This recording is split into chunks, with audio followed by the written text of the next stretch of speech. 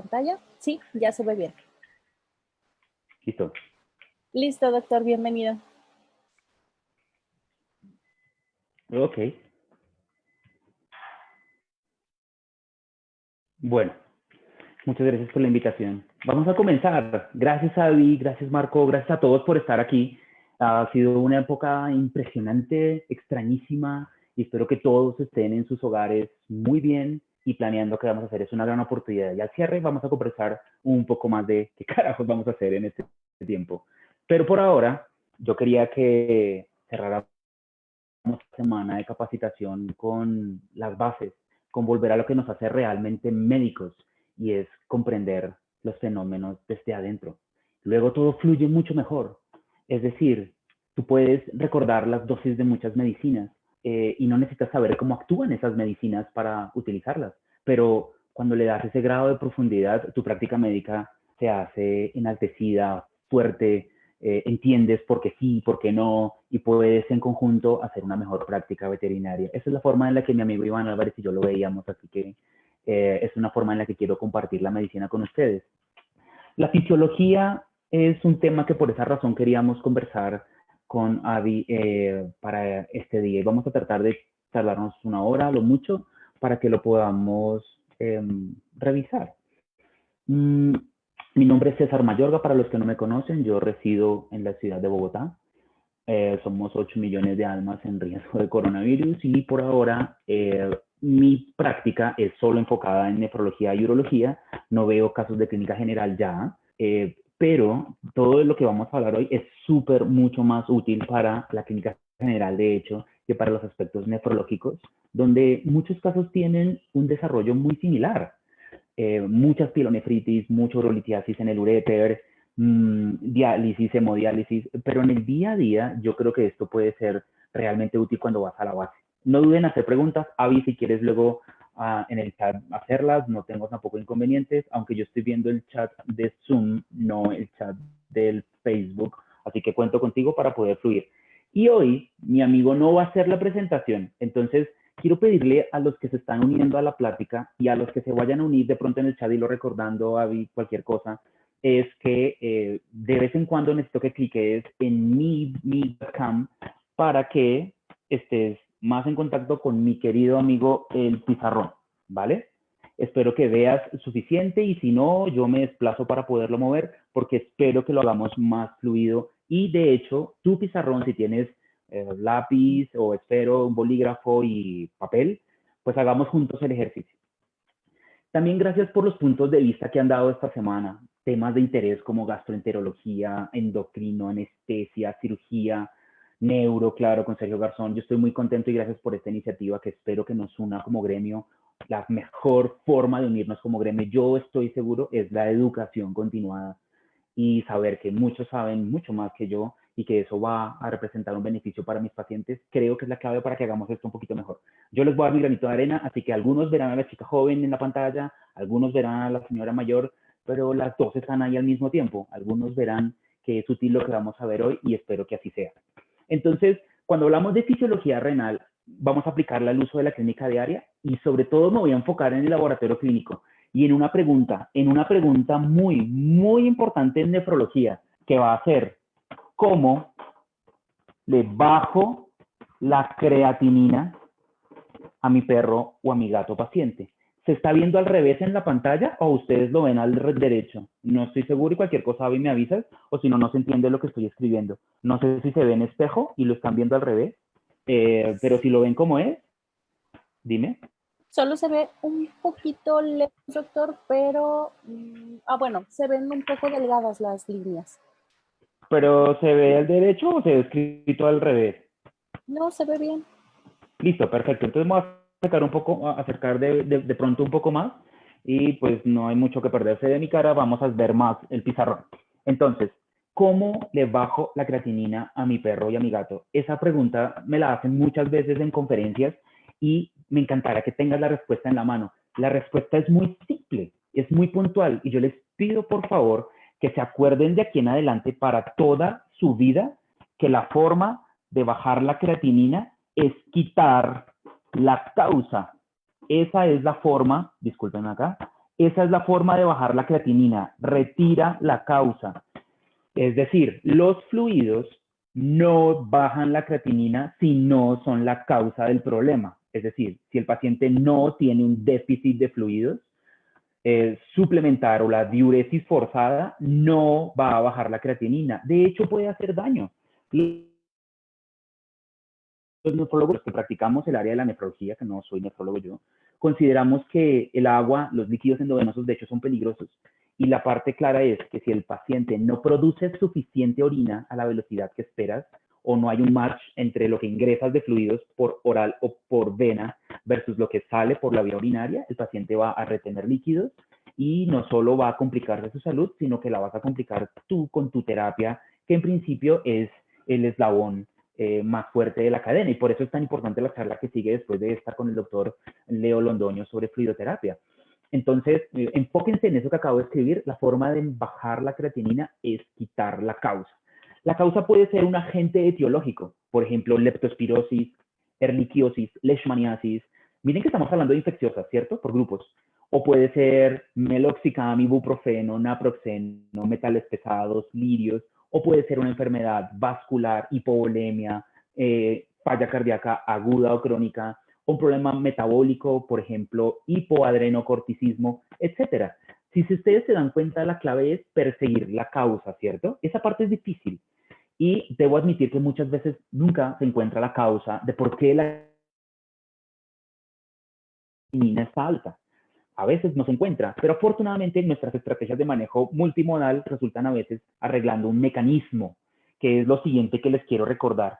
Una cosa es la causa o agente etiológico, y otra que también puedes perseguir es la patogenia. Doc, ¿Sí? por favor, deje de compartir pantalla para que pueda escribir y ahorita que empiece a hablar sobre su presentación, vuelve a compartir pantalla para que se vea mejor lo que está escribiendo. ¿Le parece? Ok. ¿Ahí? Excelente. Listo, entonces, igual vamos a navegar entre ambos, voy a ir pasando para que fluya mejor. Pero la clave es la patogenia. Miren, la patogenia. La patogenia puede ser inflamación, ¿cierto? Tú puedes controlar la inflamación. O la patogenia puede ser prerrenal, un bajo flujo renal de sangre. Yo eso lo puedo arreglar, ¿cierto? O de pronto la patogenia es una insuficiencia renal obstructiva.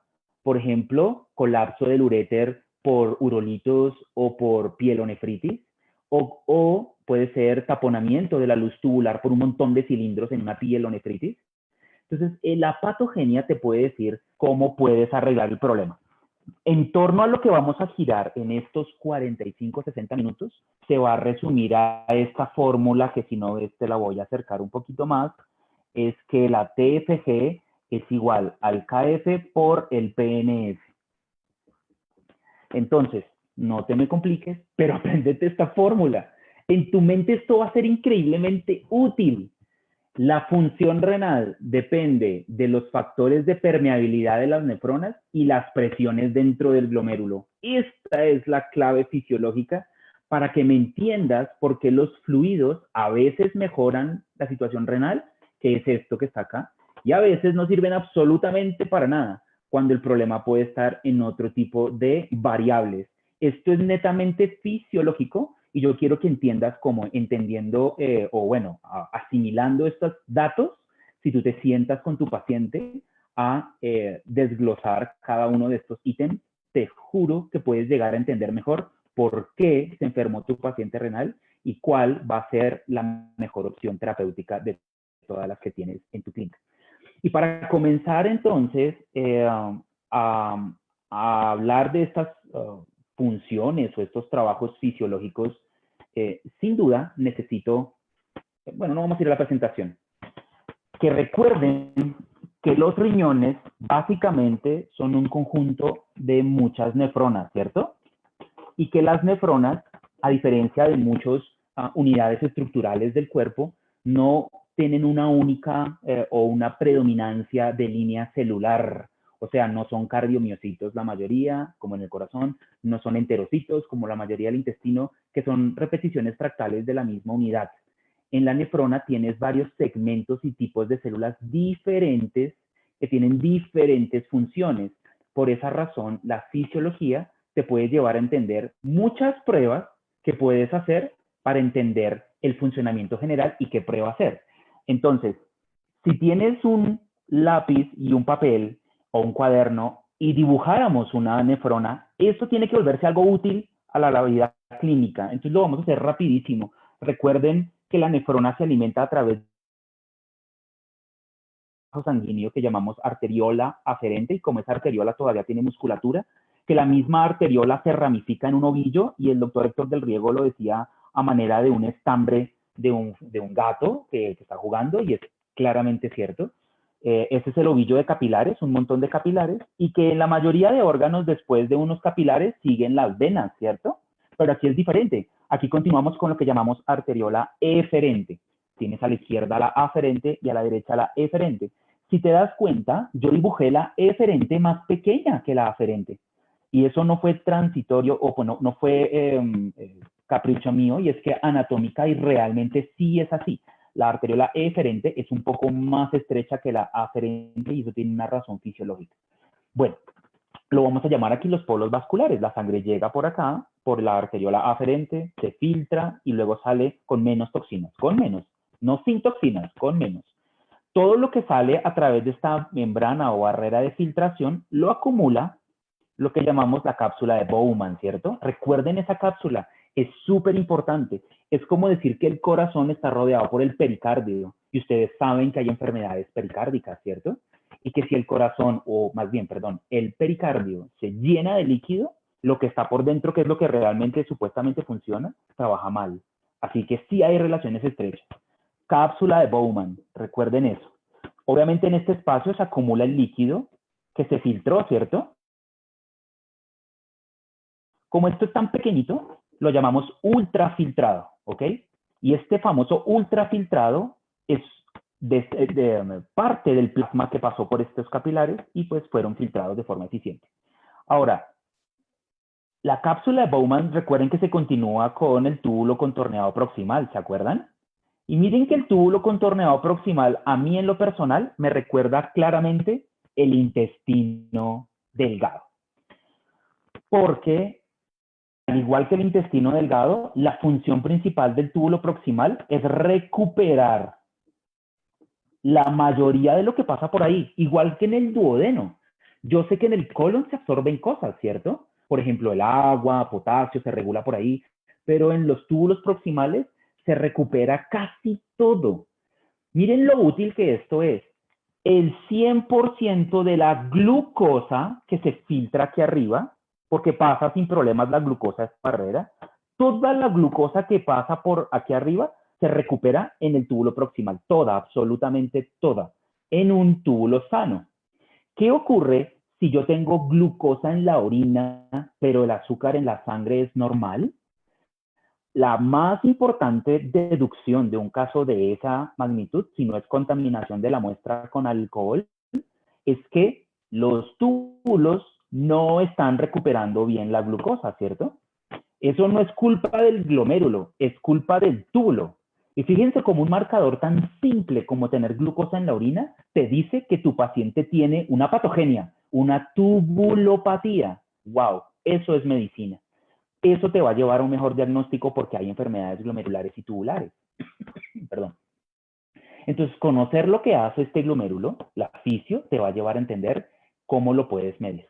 Bien, liberemos un poquito de espacio y continuamos nuestro viaje y nuestro recorrido por, wow, ahora sí, casi muero, eso, por la nefrona. Porque después del túbulo proximal sigue la famosa asa de Henle, que hace un recorrido luego hacia arriba, ¿cierto?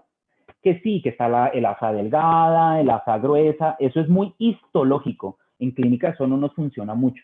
Pero lo importante es que recuerdes que este aparato tubular ascendente y descendente del asa de Henle tiene una función increíblemente importante sobre el balance o el equilibrio del agua. O sea que si tienes problemas con el equilibrio del agua en el riñón, en el cuerpo por culpa de una enfermedad renal, el problema principal puede estar en el asa de Henle, puede. Es una de las opciones. También tenemos claro que este segmento del túbulo es el principal para recuperar agua. Entonces, por esa razón es que el medicamento diseñado para que el paciente pierda más agua más eficiente trabaja aquí. Los diuréticos de asa como la furosemida o la toracemida funcionan bloqueando la función del asa de Henle y por esa razón son tan potentes para hacer su acción. Entonces, bueno, solo recordar un poquito anatómicamente la nefrona. Recuerden que después del asa de Henle sigue lo que llamamos el túbulo contorneado distal, que también tiene unas funciones. Aquí se complica un poquito, pero no es de menor proporción, sobre todo con lo que Santiago acaba de hablar hace un rato en su charla fabulosa sobre glándula suprarrenal, y es que la aldosterona tiene una importantísima función en este segmento. Como fisiólogo que quiero ser también, pienso y considero que la aldosterona es la hormona de la vida, es muy importante y gran parte de sus funciones se dan en este segmento de la nefrona. Bien, y por último tienes lo que llamamos el conducto colector. Este conducto colector reúne la orina o el ultrafiltrado de muchas nefronas y va a conducir todavía a estructuras más grandes que terminarán en la pelvis renal. Y tenemos que tener en cuenta que la ADH tiene función en estos segmentos finales de la nefrona. Así que cualquier problema con la ADH se puede ver evidenciado ahí. Y la ADH tú sabes que se encarga de regular el agua, nuevamente el agua. O sea que cuando termine esto y vayamos a tomarnos unas cervezas todos juntos, el exceso de líquido que tomemos va a ir al desagüe, pero también, o no sé cómo le dicen en tu país, porque el licor, el alcohol bloquea la ADH de nuestros túbulos y perdemos más líquido del que estamos ingiriendo. Ahora, esta nefrona tiene una modificación que es bien importante y bien bonita, que hace parte de las funciones de los riñones. Necesito que recuerden que los túbulos distales pasan en uno de sus recorridos muy cerca del glomérulo, entre dos arteriolas, y cuando pasan por ahí, esto va a ser un corte transversal, fíjense, estoy cortando el túbulo al través. Y las celulitas se van a modificar. Esas células no solo van a ser células epiteliales de conducción, de transporte de cosas, sino vamos a tener unas células quimiorreceptoras por acá, que tienen la capacidad de deducir qué es lo que hay aquí adentro, que va a ser cloruro de sodio principalmente. Estas células se llaman células de la mácula densa y son terriblemente importantes para los mamíferos terrestres porque, junto con otras células especializadas en espacios intermedios, forman lo que llamamos el aparato yuxtaglomerular, gracias al cual los mamíferos terrestres tenemos la oportunidad de conservar agua y sales en el cuerpo sin vivir todo el tiempo en el mar. Que me parece una evolución increíble de la vida. Voy a compartir mi pantalla para que hablemos un ratito de algún par de cosas que les quiero mostrar aquí para que visualmente no se aburran de mi gran amigo la pizarra. Ok, aquí está. Entonces, habíamos dicho las partes de la nefrona y tiene que ser útil para ti. Nunca vas a ver una nefrona, yo lo entiendo. Nunca lo vas a ver. Pero saber cada una de esas partecitas que yo te dibujé, ¿qué hace? Te lleva a hacer pruebas específicas para saber en dónde se enfermó y luego perseguir las causas de la lesión. Entonces, la leptospira, por ejemplo, ¿qué parte de la nefrona lastima? No son los glomérulos. Entonces, no hago pruebas de función glomerular. En principio, después son más cosas. Pero eso te va a servir un montón. Los antiinflamatorios no esteroidales, ¿qué parte lastiman los antiinflamatorios no esteroidales? Son los túbulos. En la sepsis, ¿qué parte de la nefrona sufre más con la que lleva a nuestra fórmula de función? Como les decía, es maravilloso cómo los cuerpos han sobrevivido a tantos problemas que le dan a estos retos para poder adaptarse o evolucionar o convivir en algunas situaciones con estas condiciones difíciles de la vida, como las que estamos pasando ahora. Habíamos mencionado también cómo lo que básicamente hacen los riñones, que es ¿dónde está mi lápiz? Como lo que necesitamos reconocer es que los riñones básicamente lo que hacen es limpiar o en parte regular el estado del plasma para que se mantenga la homeostasis, ¿no? Recuerden que homeostasis no es estar quieto.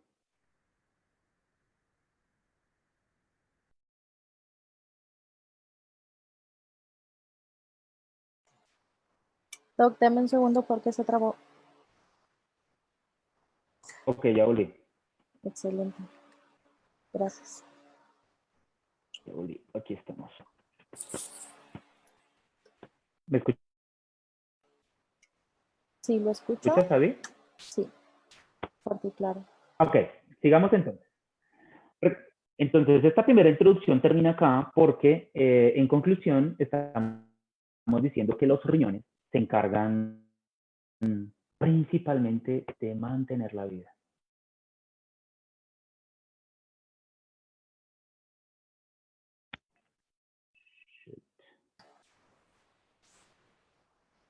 Usted me indica, Doc. ¿Ya? ¿Ahí? Sorry. Listo. Perfecto, gracias.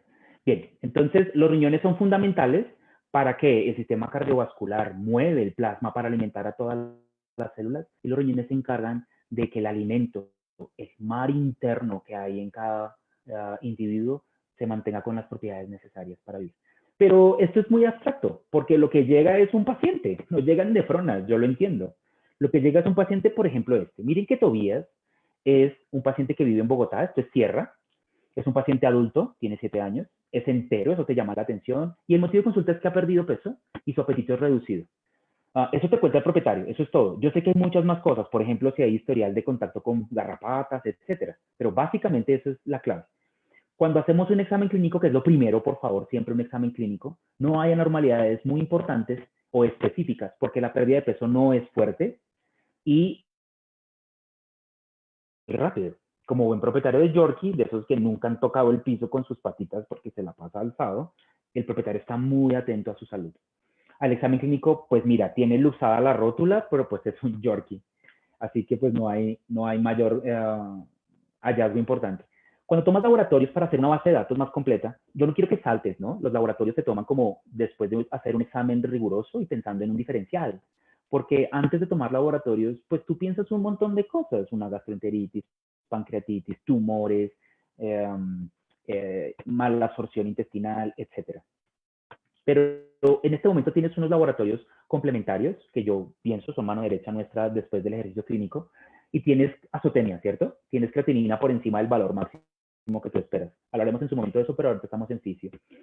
Y el boom debería ir más o menos hasta el 28, 27, también está elevado. Fíjate que tiene la gravedad específica baja, ¿cierto? Porque la quisieras más alta. No tiene isostenuria, tampoco tiene hipostenuria, ni tenuria. Luego hablaremos también de cómo mencionar esta gravedad específica. Tienes 2 cruces de proteínas sin sedimento y la albúmina un poco baja. Esto es lo que te llega todos los días. Esta es la clínica diaria. Entonces, mi idea es que tú tomes este examen laboratorial y con mucho cariño y con mucho esfuerzo me digas qué partes o qué parte de la nefrona es la responsable de la creatinina alta, qué parte de la nefrona es la responsable de gravedad específica baja, qué parte de la nefrona es responsable de la proteinuria. Y de esa forma, pues podemos hacerle un mejor abordaje al paciente en cualquier momento. Insisto, para mí la clave es la base. Ese cuadradito azul que estás viendo es la fisiología dentro del ejercicio clínico diario. Es solo una pequeña parte, falta lo administrativo, lo etológico, lo del marketing, la medicina interna, la cirugía, la patología, la fármaco. Yo entiendo que faltan muchas partes, es una de ellas, pero es importante esta, porque cuando conoces lo que es normal, es más fácil deducir que no está bien. Yo lo he compartido en otras conferencias con varias personas del público que está acá, de la en mis casos. Yo pienso en estas 3 cosas siempre. ¿Cuáles fueron las funciones que perdió este paciente para luego perseguir por ahí? Entender que a veces algunos síntomas no son por enfermedad renal y la fisiología es adaptativa. Miren cuál es el ejemplo más fácil, el síndrome cardiorrenal. Como por una enfermedad de distancia en un órgano vital, que es el corazón, se impacta el riñón. O sea, ¿el paciente es renal? No, es cardíaco. y le administro furosemida a un paciente renal, pues a uno crónico nunca, le sienta peor.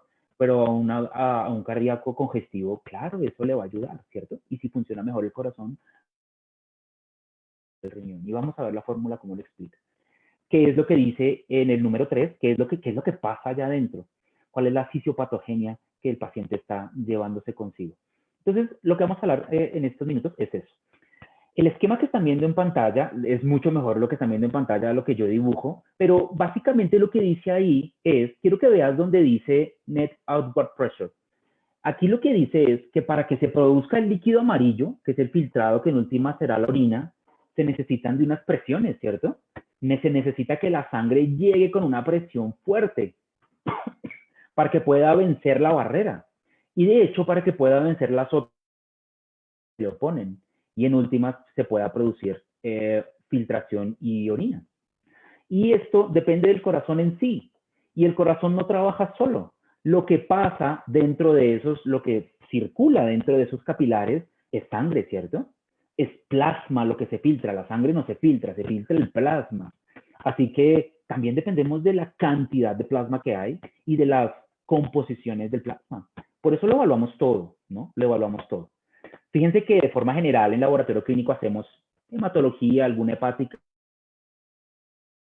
renal. Yo les pido que si todo eso sale bien, no den por sentado que ya el paciente está saludable, por ejemplo, para un procedimiento quirúrgico electivo.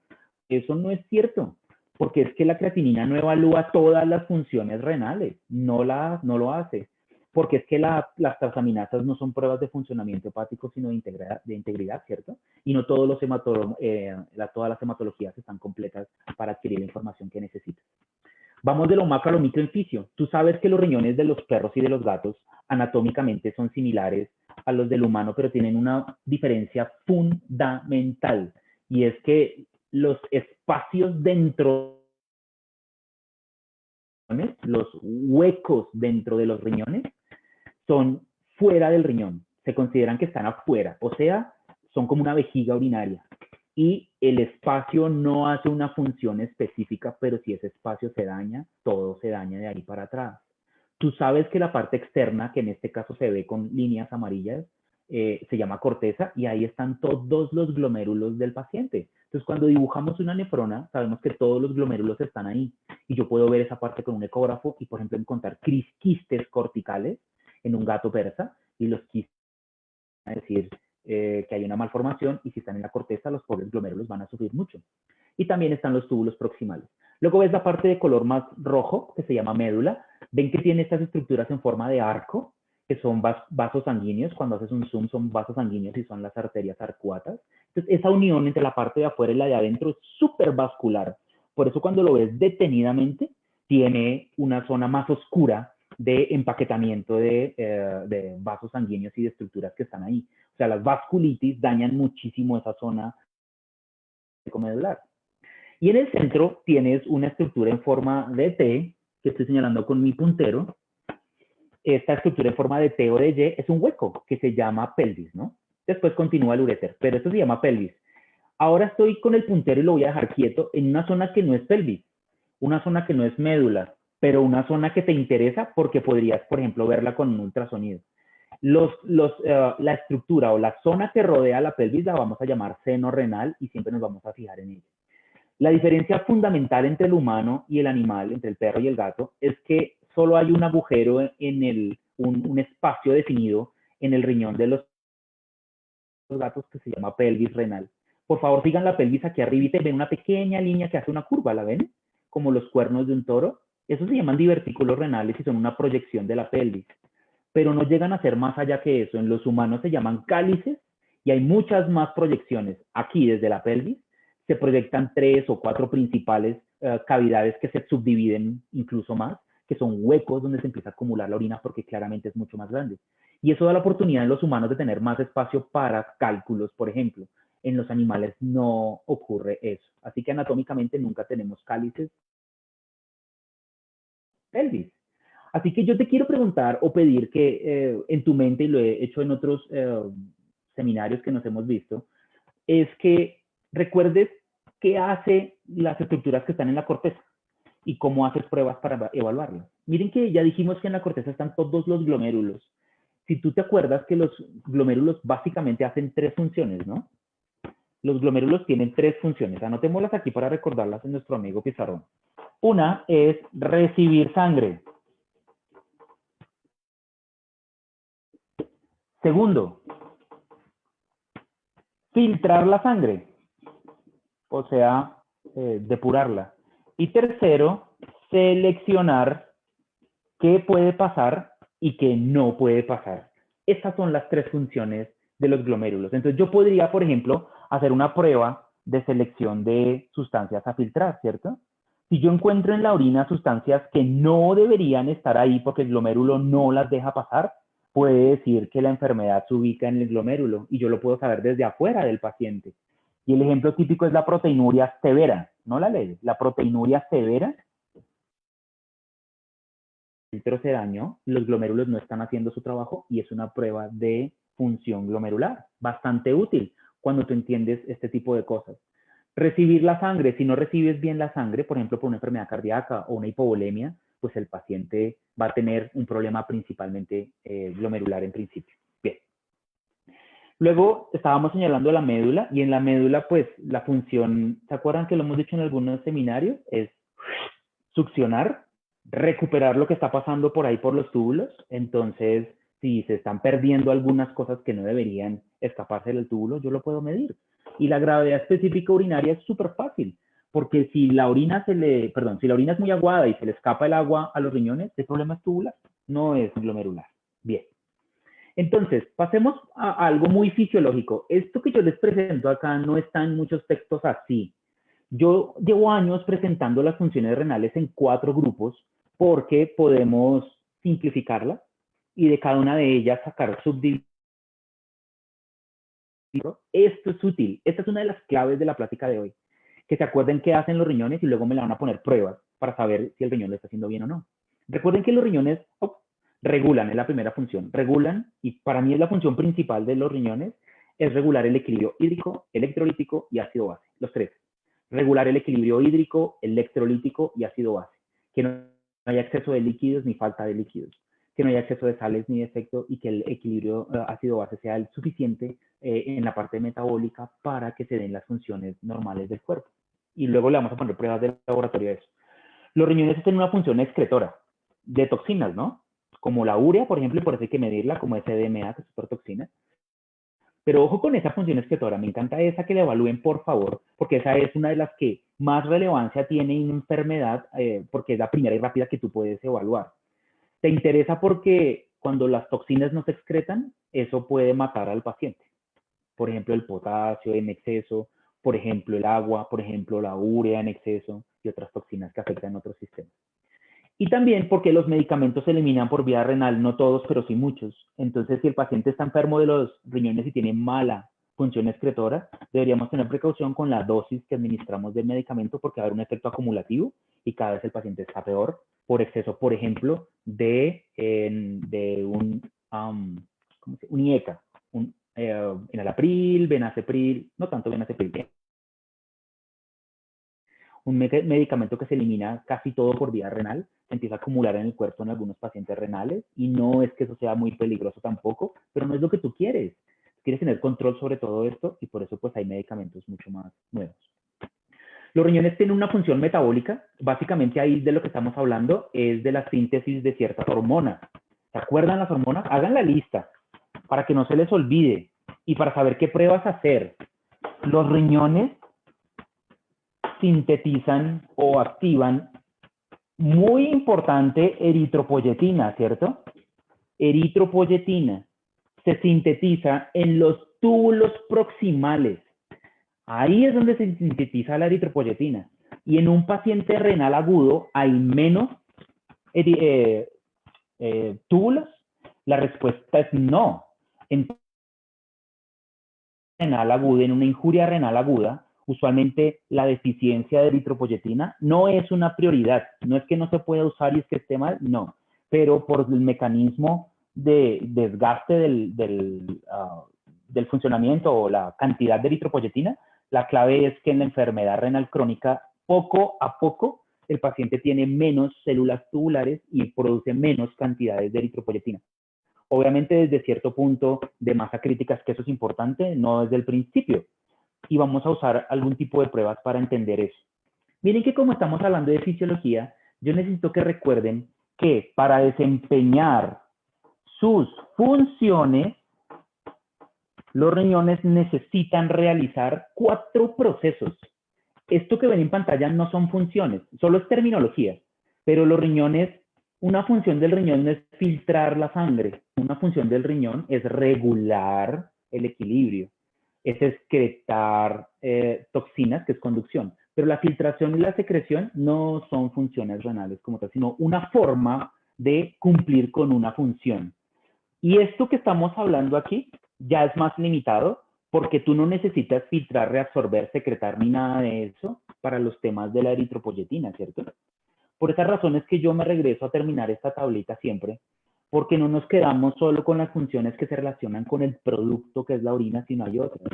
La eritropoyetina dijimos que es una de las hormonas importantes, para no perder aquí el camino. Habíamos dicho la EPO es importante, y recuerden que en los riñones se activa la vitamina D. La activación de la vitamina D es uno de más pasos, no es el único, pero sí es el final. Entonces, este mecanismo te llevaría a hacer pensar en la relación calcio-fósforo para no tener problemas con las dinámicas óseas, con las dinámicas enzimáticas, de absorción intestinal de otros nutrientes. Es importante evaluarlo también de cierta manera. Hay otras hormonas que tienen que ver con el riñón y obviamente las tendremos que mencionar. La última también me interesa y es la función vasoactiva. Recuerden, ya se ha mencionado en otros chat, Marco Vega lo presentó exactamente igual, que lo pienso lo puedo pasar más rápido, porque la semana pasada somos de la misma escuela, así que él lo explicó igual, y es que los riñones son el principal órgano encargado de controlar la presión arterial. Acuérdense, si hay hipertensión, busquen riñón. Si el riñón está enfermo, busquen presión arterial, porque los riñones son el principal órgano encargado de controlar la presión arterial a mediano y largo plazo, principalmente a través del control y a través de un sistema neuroendocrino mediado por el sistema renina, angiotensina y aldosterona. Bien, entonces, cuando hablamos de los procesos renales, hablamos de filtración, secreción, etcétera, etcétera. Aquí lo que a mí me interesa, y voy a volver a quitar mi pantalla para que se enfoquen en mí y en la pizarra. Oh, ¿me fui? Hola. Hola. Todo bien, Doc. Ay, gracias. Perdón. Entonces, vuelvo a mi pizarra porque para hacer todas esas funciones de filtración, etcétera, vamos a hablar de la variable más importante ahora sí, que se llama tasa de filtración glomerular. Tasa de filtración, acuérdense de ese término, tasa de filtración glomerular. Esto lo puedes decir en otras palabras. ¿Qué es la tasa de filtración glomerular? Es la cantidad de ultrafiltrado que producen los glomérulos por cada minuto de tiempo. Si esto es un glomérulo con sus arteriolas, y aquí abajo tienes la cápsula de Bowman y empieza el túbulo, la cantidad de ultrafiltrado que se produce por un tiempo que va a ser en minutos, eso se llama tasa de filtración glomerular. Cuando hablamos de cardio, la forma de hablar de lo llamamos gasto cardíaco, ¿cierto? Y en nefrología, pues esto se llamaría gasto glomerular. Es lo mismo. El gasto cardíaco se lee o se mide en mililitros por minuto. El gasto cardíaco se expresa en mililitros por minuto, ¿cierto? Como los perros y los gatos cambian tanto de peso, ponemos o usamos otra variable que es por kilogramo de peso. La tasa de filtración glomerular, como también es un trabajo de cuánto volumen se produce por unidad de tiempo, también se expresa en mililitros por kilo de peso por cada minuto que pasa. Entonces, ¿qué pasa si la tasa de filtración glomerular es baja? Eso significa que el paciente tiene un más bajo renal. Si este valor es bajo, significa que hay una baja tasa de filtración glomerular, significa que el riñón está filtrando menos.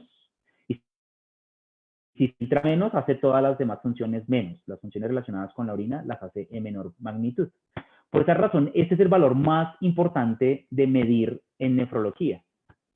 En humana lo hacen con una ecuación que está en internet, la ecuación de Cockcroft-Gault, pero en veterinaria no tenemos ninguna fórmula que nos diga exactamente cómo se calcula esto de forma clínica rápida y sencilla. Entonces, vamos a encontrar que hay otros factores con los cuales yo puedo determinar qué tan bien o qué tan mal está la tasa de filtración glomerular. Y ahora me voy a tomar unos minutos en que hablemos de las variables o los determinantes de esa tasa de filtración glomerular. Miren que la tasa de filtración glomerular tiene un determinante importantísimo que lo vamos a llamar KF, que es la permeabilidad hidráulica de los glomérulos. Permeabilidad hidráulica. ¿Se acuerdan que la membrana de filtración que está en los glomérulos es como una coladera a través de la cual pasan unas cosas y otras no? ¿Se acuerdan que si usamos un plástico para separar una estructura, el agua no puede pasar? Pero si ponemos una tela, el agua sí puede atravesar la tela, entonces la tela es más permeable que el plástico. Entonces, este coeficiente de permeabilidad, no es de filtración, este coeficiente de ultrafiltración es permeable, son los glomérulos para que las moléculas y sustancias lo atraviesen. Y también está relacionada a la tasa de filtración glomerular de forma directa la presión neta de filtración. La fuerza final con la que los fluidos atraviesan los capilares del glomérulo se llama presión neta de filtración. Entonces, fíjense que esto es súper aplicado en la vida diaria, es súper aplicado. ¿Qué pasa si es menos permeable la membrana de filtración? Mire que esto es aritmética, es relación directa. O sea que si este valor que estoy señalando baja, la TFG baja, ¿cierto? El trabajo renal baja. Si es menos permeable, hay menos trabajo renal. Si las presiones son bajas, también la filtración es baja. Ahora, ¿cómo sabemos si la tasa de filtración glomerular es alta o baja en veterinaria y en humana? De hecho, con la creatinina, ¿no? Porque a mayores valores de creatinina, menor tasa de filtración glomerular. Pueden usar otros marcadores, SDMA, pueden usar BUN, aunque no es tan específico, pueden usar fósforo. Hay otras toxinas renales que te pueden dar ideas, pero la creatinina por ahora pues es un estándar y SDMA se está convirtiendo también. Entonces, si la creatinina está alta, es porque o tienes bajo coeficiente de filtración, o porque tienes bajas presiones netas de filtración, o ambos. ¿Y sabes cuál de estas dos es? La puedes arreglar a veces y puedes recuperar un paciente de enfermedad renal o de su expresión laboratorial que se llama azotemia. Por esa razón, esta fórmula es tan importante. Entonces, empecemos con este. El coeficiente de filtración tiene, a su vez, dos determinantes importantes, que es la permeabilidad de la membrana y el área de superficie de contacto. El coeficiente de filtración depende de la permeabilidad de la membrana y el área de superficie de contacto. Vamos a volver esto útil, simple, fácil. El área es la cantidad de capilares glomerulares que hay, la cantidad de glomérulos que hay. Y obviamente el área también depende de si los glomérulos están expandidos o contraídos. Si los glomérulos están en menor cantidad, tienes menor número de glomérulos.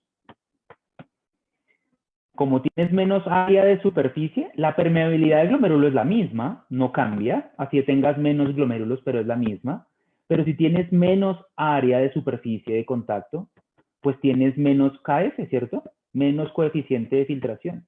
Y si tienes menos coeficiente de filtración, tienes menos tasa de filtración glomerular. Y si tienes menos tasa de filtración glomerular, se eleva la creatinina, o se eleva SDMA, o se elevan otras toxinas. ¿En qué situación clínica podrían tener menor área por tener menor número de glomérulos? No estoy viendo el chat, pero claro que sí. En la enfermedad renal crónica, ¿cierto? La crónica se caracteriza por pérdida irreversible de masa renal. Entonces tienes menos área de superficie de contacto. Otro ejemplo que es diferente acá. ¿Qué ocurre si mi paciente lo que tiene es una glomerulopatía inflamatoria? Por ejemplo, tiene una enfermedad autoinmune, o el paciente tiene una leishmaniasis, o tiene en algunos casos de erliquiosis, y esta reacción inflamatoria desmedida del cuerpo inflama la barrera de filtración, ¿sí? La membrana basal, el endotelio capilar con sus poros y los podocitos que están acá. Si se inflama esta barrera de filtración, se hace muy gruesa, muy gruesa, muy gruesa. Según el principio de la ley de Fick, pues obviamente esta distancia ahora es mucho mayor y es más difícil de recorrer. Entonces, al tener menor permeabilidad hidráulica porque la barrera está inflamada, si tienes menos permeabilidad, tienes menos coeficiente de filtración, tienes menos tasa de filtración glomerular y tienes más alta la creatinina. Veamos aquí entonces cómo entender esta fisiología te lleva a la terapia directamente. ¿Tú crees que teniendo menos nefronas, teniendo menos área de superficie de contacto, tener menos permeabilidad hidráulica, ¿ustedes creen que la solución de este paciente para bajar la creatinina es fluido? ¿Será que dar más fluidos por vía intravenosa va a cambiar el área de superficie de contacto? La respuesta es no. No va a mejorar. Y por esa razón es que no todos los pacientes crónicos estables mejoran con fluidos. Y por eso no le administramos fluidos endovenosos a todos los pacientes crónicos en caja subcutánea. Solamente al que además de este problema tiene otros. Por ejemplo, déficit de agua, ¿cierto? Vamos a ver aquí en la fórmula dónde está el déficit de agua. Aquí, ¿cómo aumentamos el área de superficie de contacto? No se puede. Por esa razón la enfermedad crónica es irreversible y de hecho es progresiva. Podemos hacer una renal, ¿cierto? Eso se puede hacer. En veterinaria estamos muy atrás. Porque el sistema inmune de los perros no nos está permitiendo todavía llegar a ese punto. Seguro con el tiempo se va a poder. Ese es el futuro, es la mejor opción. Pero como eso va a estar tan difícil y lejano, la mejor forma es la prevención, ¿no? ¿Cómo arreglo la permeabilidad de la membrana? Pues quitando la causa. Si yo reconozco que la causa es problemas en la permeabilidad, busco las causas etiológicas de ese fenómeno patológico. Y sería, por ejemplo, buscar una enfermedad autoinmune o buscar una leishmaniasis o confirmar una glomerulopatía haciendo relación proteína-creatinina en orina y tal vez un uroproteinograma, ¿cierto que sí? Y así tú mejoras la tasa de filtración glomerular. Bien, ahora vamos con el PNF. Creo que ese es mucho más del día a día también. Este es más del día a día, el PNF es más del día a día que el otro. Si tú ves muchos crónicos, pues tu problema siempre está acá. Tu problema siempre está acá porque hay menos área de superficie. ¿Pero qué es PNF? Necesito ir a la presentación para que me entiendan qué es PNF. Y voy a volver a compartir mi página, mi pantalla, para entender qué es PNF. Entonces, PNF es la batalla, la lucha, el resultado final de las fuerzas que favorecen la filtración menos las fuerzas que se oponen a la filtración. Hay fuerzas que quieren que las cosas salgan del capilar glomerular hacia el espacio de Bowman. PBS. PBS está en inglés. Y recuerden que en inglés, en español y en inglés en cualquier idioma, P mayúscula significa presión hidrostática. BS es espacio de Bowman. Y a la izquierda ven PGC. PGC es presión del capilar glomerular, ¿vale? Recuerden que en biología, pi siempre significa presión oncótica o presión coloidosmótica, asociada probablemente a las proteínas o sustancias que no quieren soltar el agua. Entonces, en esta gráfica se simplifica que la presión grande que quiere que todo se filtre es la presión del capilar glomerular, ¿cierto? PGC. Y tiene que ganarle a lo que se lo ponen, que es la PBS, la presión dentro del espacio de Bowman, y ganarle a la presión del capilar glomerular oncótica, que es la de las proteínas. Cuando vamos a una fórmula, la fórmula es la que ven en pantalla. GFR es lo mismo que TFG, tasa de filtración glomerular, y ya vimos el KF, el coeficiente de filtración, y miren las presiones. La que favorece, que es la PGC, menos las otras dos. Las pueden poner en marcha. Esto es lo real. Esto es muy cierto. Esto es muy común. Yo entiendo que aquí se complican las cosas, pero por eso lo vamos a hacer en la pizarra, porque necesito que entiendan cuál es la presión neta de filtración. Si quieren, vuelvo a quitar mi slide para que nos centremos en la presión neta de filtración y me hagan el favor de convertir eso en algo clínico, ¿ok? Entonces, la presión neta de filtración es la fuerza que determina si las sustancias pasan o no pasan por el capilar glomerular, ¿listo? Términos generales, si la PNF es positiva, es negativa o es cero. Si la presión neta de filtración al final, el valor, es positivo, hay filtración. Si la presión neta de filtración es cero, no hay filtración. Nada se filtra. Y si la presión es negativa, ¿qué pasa? Lo que llamamos acá un fenómeno de reflujo. No solo no se filtra, sino que hay cosas que se devuelven. Y eso pues no es bueno, ¿cierto? Siempre queremos que el valor final sea positivo. Queremos que haya una presión neta de filtración mayor a cero. Siempre que decimos neto, es porque es la suma y resta de cosas, ¿cierto? Entonces hagámoslo.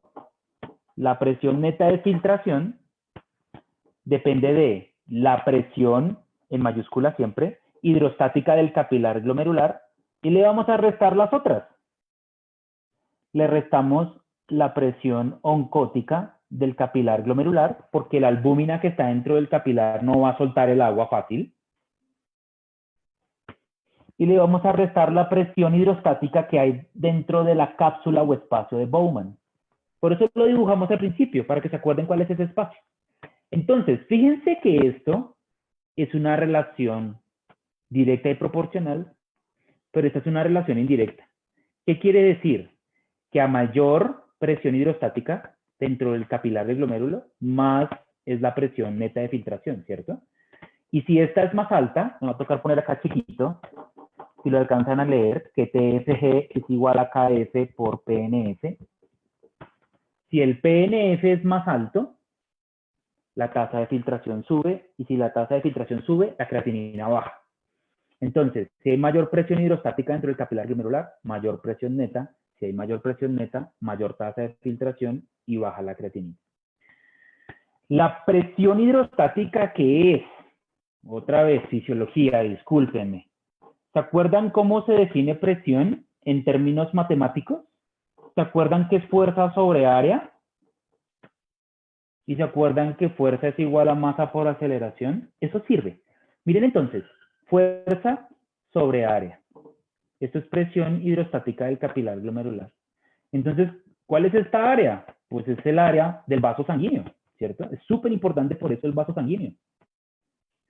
¿Qué pasa si el área se hace muy grande? Si el área del vaso o de la estructura que contiene el fluido se hace muy grande, miren que esto es un denominador. Si esto se hace más grande, esta P sale más pequeña, ¿cierto? Entonces, esto explica por qué no nos gusta la hipotensión en nefrología. Porque en hipotensión el vaso sanguíneo está relajado, ¿cierto? Entonces el área se empieza a aumentar. Obviamente, si se aumenta hasta cierto nivel es bueno, pues porque tiene ahí más espacio para que fluya más, ¿no? pero la presión con la que fluye es baja. El otro ejemplo, ¿qué pasa si el área se hace más pequeña? Con la misma fuerza, ¿no? Esta fuerza le imprime el corazón, la bomba. Pero si el área es más chica, fíjense acá, este valor es menor y la presión aumenta, ¿cierto? Entonces, ojo, las vasoconstricciones pueden aumentar la presión hidrostática y eso no siempre es bueno, en otras circunstancias sí, lo vamos a mencionar. Pero en general, necesito que recuerden de qué depende esta famosa P. Ahora, la presión hidrostática del capilar glomerular también depende de esto, la fuerza. Y esta fuerza es la que ejerce la sangre sobre la pared que la está reteniendo. Fuerza de la sangre sobre el área de ese vaso sanguíneo que la está conteniendo. Entonces, esto que está aquí también se relaciona totalmente con el volumen que está contenido ahí. Si tú tienes poco volumen sanguíneo, si este valor es menor, entonces la presión baja, ¿cierto? Si la presión capilar baja, porque tienes bajo volumen, yo estoy señalando acá, con menos presión capilar glomerular, baja la presión neta de filtración.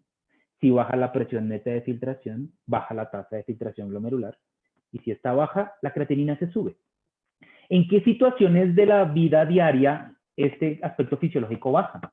Una opción, cuando tienes bajo volumen. Y uno de ellos, ¿cuál es? Deshidratación, ¿cierto?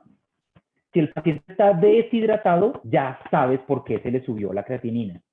Y ya, o bueno, es uno de los componentes, ¿no? Hay otros. Y si tiene baja presión, tiene baja tasa de filtración y tiene elevada la creatinina. ¿Cómo arreglo esto?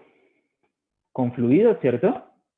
Entonces, si yo administro fluidos venosos en un paciente, renal o no renal, lo que ocurre es que aumentas la presión hidrostática del capilar glomerular porque hay más volumen, ¿no? Y si aumenta la presión hidrostática capilar, aumenta la PNF. Si aumenta la PNF, sube la TFG. Y si sube la TFG, baja la creatinina, ¿ok? Entonces, si el paciente está necesitado de volumen, la razón de la creatinina alta o el BUN o los otros es esta, y por esa razón hidratar al paciente arregla esto y empieza a mejorar lo demás. Muchos pacientes renales están en déficit de volumen por sus problemas tubulares, orinan mucho o vomitan y tienen pérdida de volumen. Por esa razón es que es muy útil utilizar recuperación de volemia por esta variable, pero no siempre. Una vez tú recuperas la volemia del paciente, que espero que sea en 1, 2, no creo que 3 días, no debería ser así, pero una vez tú recuperas esta variable, ya no te sirve más para arreglar las cosas. Necesitas arreglarlo de otra manera. Otra presión que está acá. Hablemos de la presión oncótica. La presión oncótica tiene un efecto importante, aunque afortunadamente menor dentro de los pacientes nefrópatas, porque la proteína principal es la albúmina y nunca tienes hiperalbuminemia real. Solamente de pronto en deshidratación, pero no tienes menos proteína, está concentrada, que es diferente. Entonces este valor tiende a ser muy constante en veterinaria. Ahora, ¿qué pasa si tienes albúmina baja? Cuando la albúmina está baja, tienes menor presión oncótica en el capilar glomerular. Si este valor es menor, la PNF, ¿qué le pasa? Ya tú puedes jugar aquí en adelante con esa fórmula. Sube, ¿cierto? Porque si este valor es menor, este valor de aquí va a ser mayor. Entonces tienen más alta tasa de filtración glomerular. Conclusión, los pacientes hipoalbuminémicos tienden a tener hiperfiltración, mucha filtración. Y eso no siempre es bueno, porque hoy vamos a cerrar con lo que ocurre después del glomérulo, después de esta fórmula. Y es malo y hay que ayudarle al paciente a recuperar su dinámica.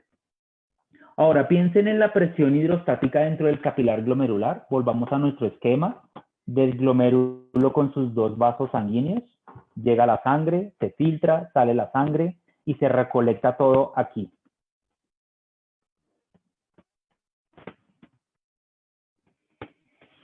¿Qué pasa? La presión hidrostática del capilar glomerular, perdón, del espacio de Bowman, de la cápsula de Bowman, está aquí debajo en lo pequeñito que estoy dibujando. ¿Qué pasa si yo le pongo unos cilindros a estos túbulos, a todos. O peor, le pongo un cálculo en el uréter, más abajo. Obviamente, esto sigue produciendo filtrado, se acumula y la presión aquí adentro empieza a subir porque se expande y no puede salir la orina de ahí.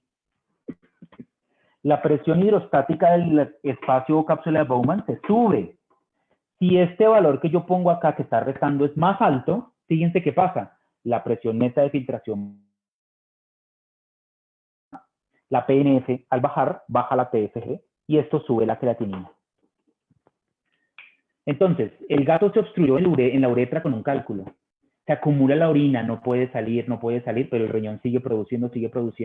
Se aumenta muchísimo la presión hidrostática de la cápsula de Bowman, baja la PNF, baja la TFG y la creatinina se sube a los cielos. Cuando tú arreglas esto, todo mejora, ¿cierto? Es decir, para mejorar la tasa de filtración glomerular, o sea, para bajar la creatinina, si la culpa es de una obstrucción en el uréter o en los túbulos por nefritis, ¿los fluidos le van a arreglar ese problema al paciente? La respuesta es no. Entonces acá en Nefrovet, por la filtración de muchos pacientes, porque llegan pacientes más complicados, recibimos muchísimos gatos con obstrucción ureteral por cálculos. Entonces estos pacientes son pacientes que usualmente se hace terapia y como que no funciona, ¿no? Como que funciona pero a medias. Y la terapia que se usa pues son fluidos, dieta renal, etc. Esa no es la solución, ¿cierto? ¿Cierto que la solución es bajar la presión hidrostática dentro de la cápsula de Bowman? Y con esta gráfica que te estoy mostrando acá, tú puedes resolver muchos casos, no todos. Cuando no sabes, porque aquí no está la causa, ¿cierto? Aquí está el mecanismo fisiopatogénico de por qué se sube o baja la tasa de filtración glomerular, aquí en este pedazo arriba. Porque es que si tiene pielonefritis el paciente, ¿qué es lo que ocurre? Un montón de cosas al tiempo, pero una de ellas es que se baja el coeficiente de filtración porque los glomérulos están inflamados y al tiempo se sube se baja la presión neta de filtración porque se tapan los túbulos con mugre, cilindros, detritos celulares, etc. Y con el edema del uréter peor. Entonces, la plática de hoy, yo quería que desgranáramos o desglosáramos esta fórmula, esta ecuación, para entender, ¿sí? Para que te sientes. Yo sé que a veces no hay tiempo. En una clínica gigante, no sé, en Canicat, en Dover, o en Quito, que conozco en Olpet, bueno, no sé, de todos mis amigos que me están escuchando en Arboleda, en tantas clínicas que son tan grandes, yo sé que no hay tiempo para esto, pero alguien lo tiene que hacer para que entiendan dónde está la terapia del paciente. Porque miren de qué depende este factor que les estoy mostrando acá. La presión hidrostática del capilar glomerular depende de algo fundamental que está en este pequeño pedacito del dibujo de la nefrona. Y es que todo depende y requiere pues que le llegue sangre, ¿cierto? Que le llegue sangre con fuerza, con cantidad suficiente, o sea, un buen flujo renal de sangre. Vamos entonces a la presentación. Voy a cambiar acá. Vamos a hablar otro ratito más. ¿Dónde está Stop Sharing? Share. Acá está. Share. Entonces, el flujo renal de sangre es una variable bien importante. Que ustedes ven que le llegue. ¿Me están viendo?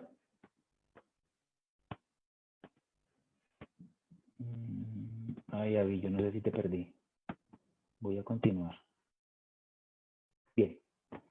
Entonces, la vasculatura renal que finalmente lleva la sangre a los glomérulos tiene sus nombres, ¿no? Arteriola aferente, de ahí para atrás viene la interlobulillar, las arcuatas, etcétera. Pero yo este esquema que estaba mostrando aquí lo muestro porque con un ecógrafo cada vez nos acercamos más a esas pequeñas arterias dentro del paciente.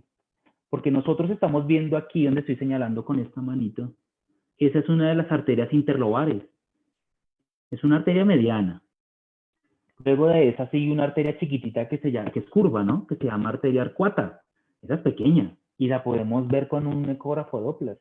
Y no creo que el video fluya muy bien en sus computadoras, pero Arriba en el centro, donde está la manito, a veces va a aparecer un vaso sanguíneo más pequeño que sale de la arteriola arcuata. A veces se ilumina con el angiodoppler.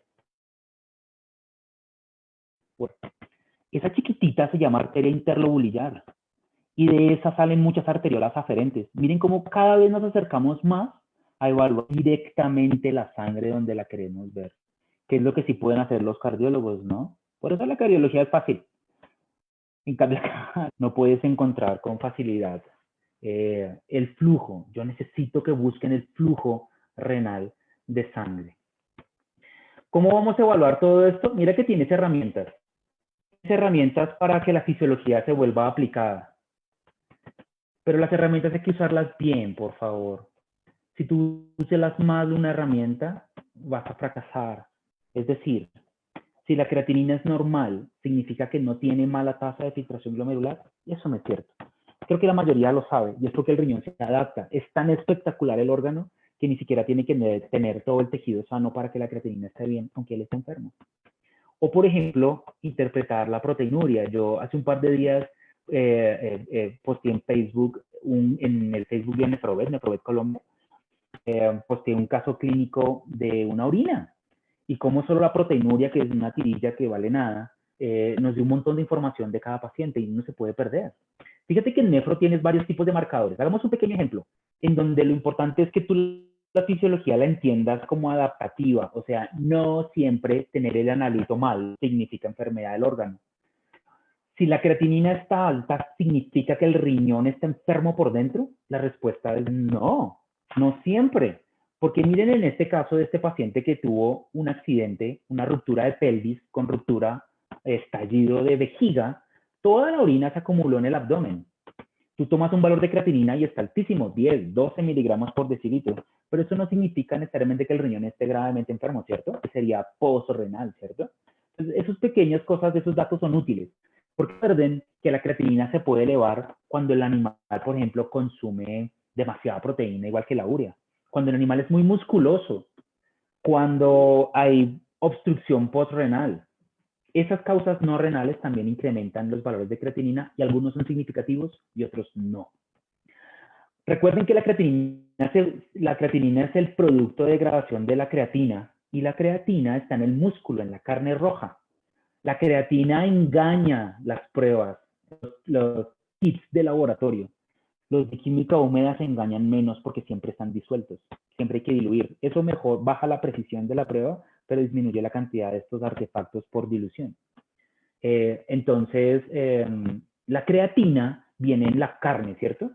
Si un perro come creatina, come carne y no está en ayuno para el momento de la toma de la muestra de sangre, esa creatina engaña a la máquina y puede salir la creatinina falsamente más baja, no más alta, más baja, la engaña. Yo quiero medir creatinina, no creatina. Por eso es el ayuno, y eso ocurre más con química seca que con húmeda. Ahora hablemos de la urea. Recuerdan que la urea es un producto del metabolismo proteico, ¿cierto? Entonces, si el paciente come, así lo descubrimos a muchos propietarios, si el paciente come dieta renal, la que te guste, Proplan NF, por ejemplo, es la que yo más uso, o si te gusta el Hills KD, o el Royal Canin Renal, o el BetLife, o el Equilibrio, hay un montón de marcas. Pero todas esas dietas tienen en común una restricción proteica moderada, entonces todos los pacientes que comen dieta renal deberían tener un poco de urea y el BUN que antes de consumir su comida especial. Entonces, si el paciente viene con dieta renal, pero la urea está desproporcionadamente alta versus lo que venía o versus la creatinina, o se empeoró, o el dueño le está dando carne, pollo a la brasa, etcétera, ¿no? Y tú lo puedes descubrir así. Pero son fases preanalíticas porque no siempre te dicen si el riñón está bien o está mal, simplemente son datos que giran en torno a la interpretación fisiológica de este marcador. Miren cómo, por ejemplo, la melena, en este caso una materia fecal bien sanguinolenta, los glóbulos rojos liberan proteína, perdón, un montón de proteína. Y toda esa proteína el cuerpo pues, la aprovecha cuando se lisan los glóbulos rojos y el hígado pues convierte el amonio en urea y esa urea se sube en sangre. Entonces casi todos los pacientes con gastroenteritis hemorrágica por hemorragia del intestino, ¿no? Es melena, no es hematoquesia. Casi siempre la hematoquesia produce incrementos del BUN y no es por empeoramiento renal, sino es más por aumento de la de la proteína que está siendo convertida. Por favor, tengan en cuenta eso para otras variables. Miren que la gravedad específica, pues si el paciente está tomando diuréticos, pues obviamente la gravedad específica se va a bajar, ¿cierto?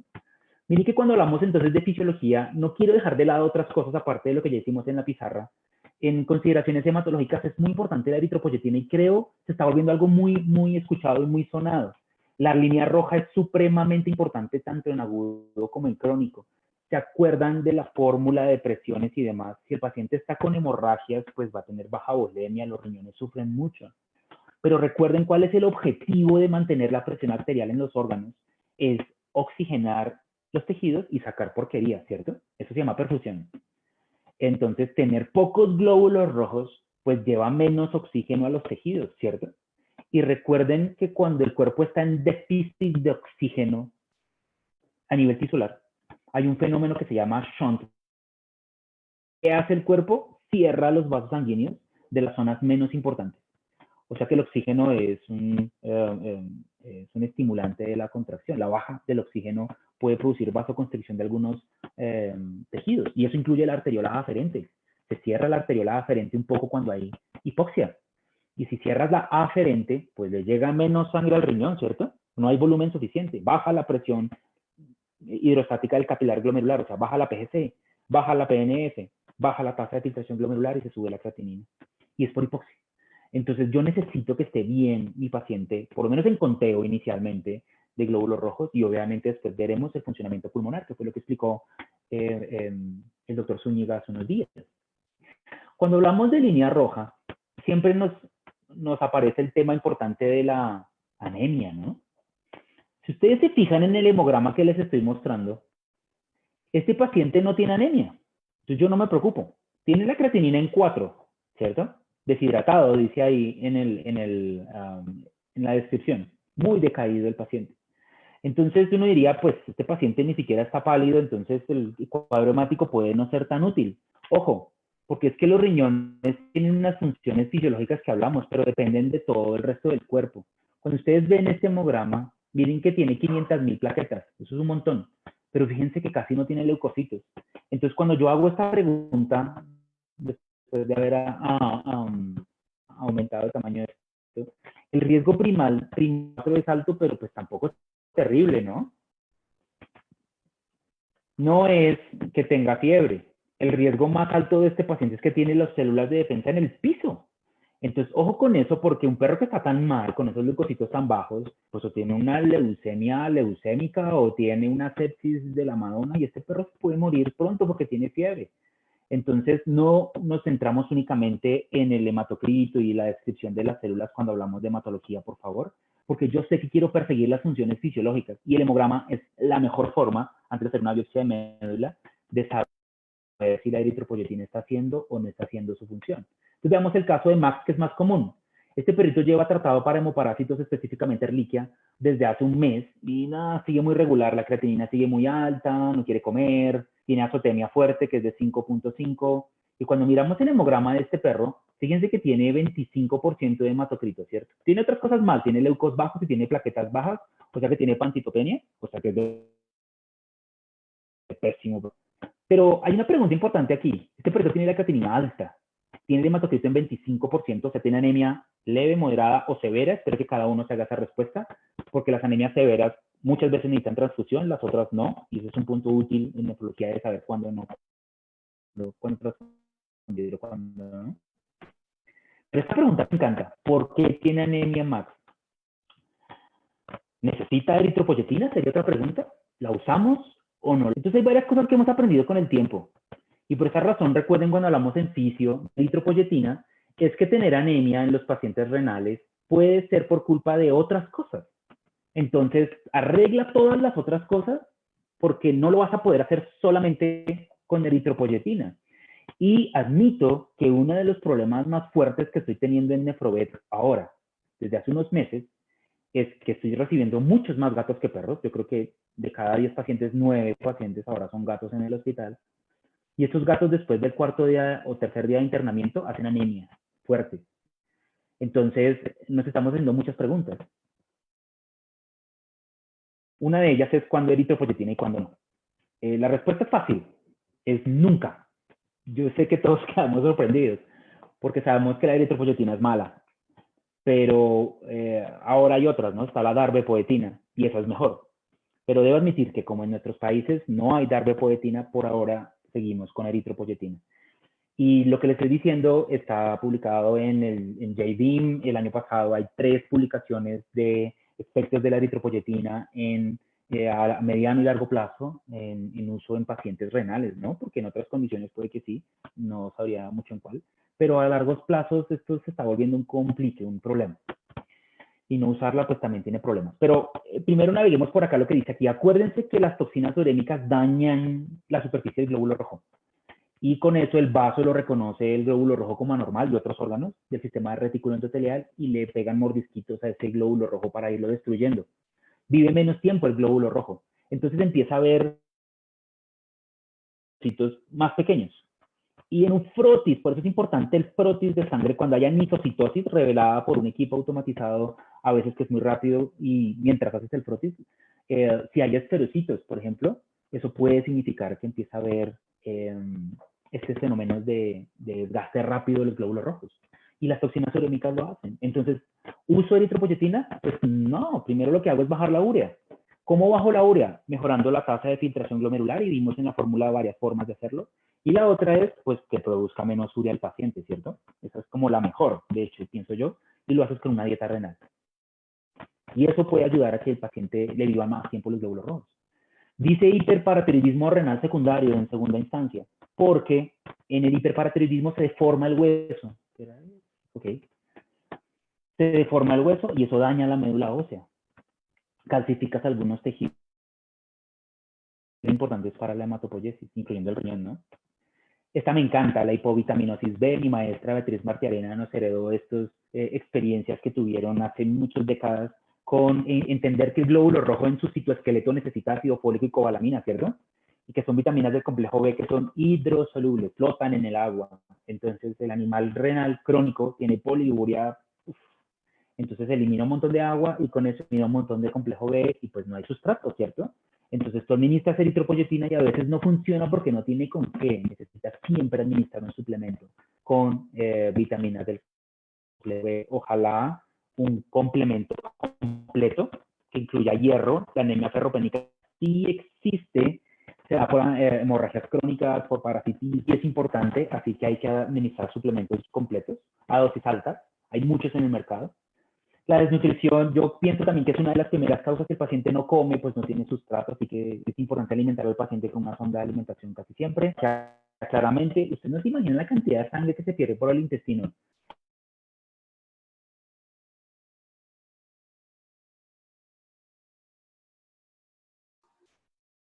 No, se trabó un poquito.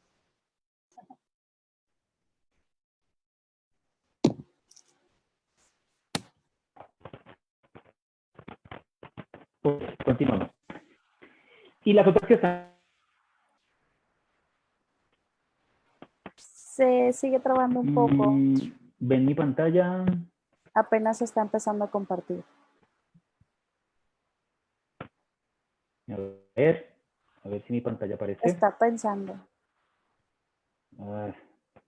Qué lento. Qué lento, piensa Listo. rápido. Ay, la quitó. Qué lento. Lo siento, lo siento. Ya vamos a No, acabar. no se preocupe. Sí, no, adelante. Ya vamos a acabar con 15 minutitos, 20 minutitos más. Solo faltan 97 Listo. diapositivas. Excelente. Usted, adelante. Listo. Entonces, las últimas causas, pues obviamente si tiene babesa o tiene erliquia, obviamente, y el proceso inflamatorio crónico quela el fósforo, quela el hierro.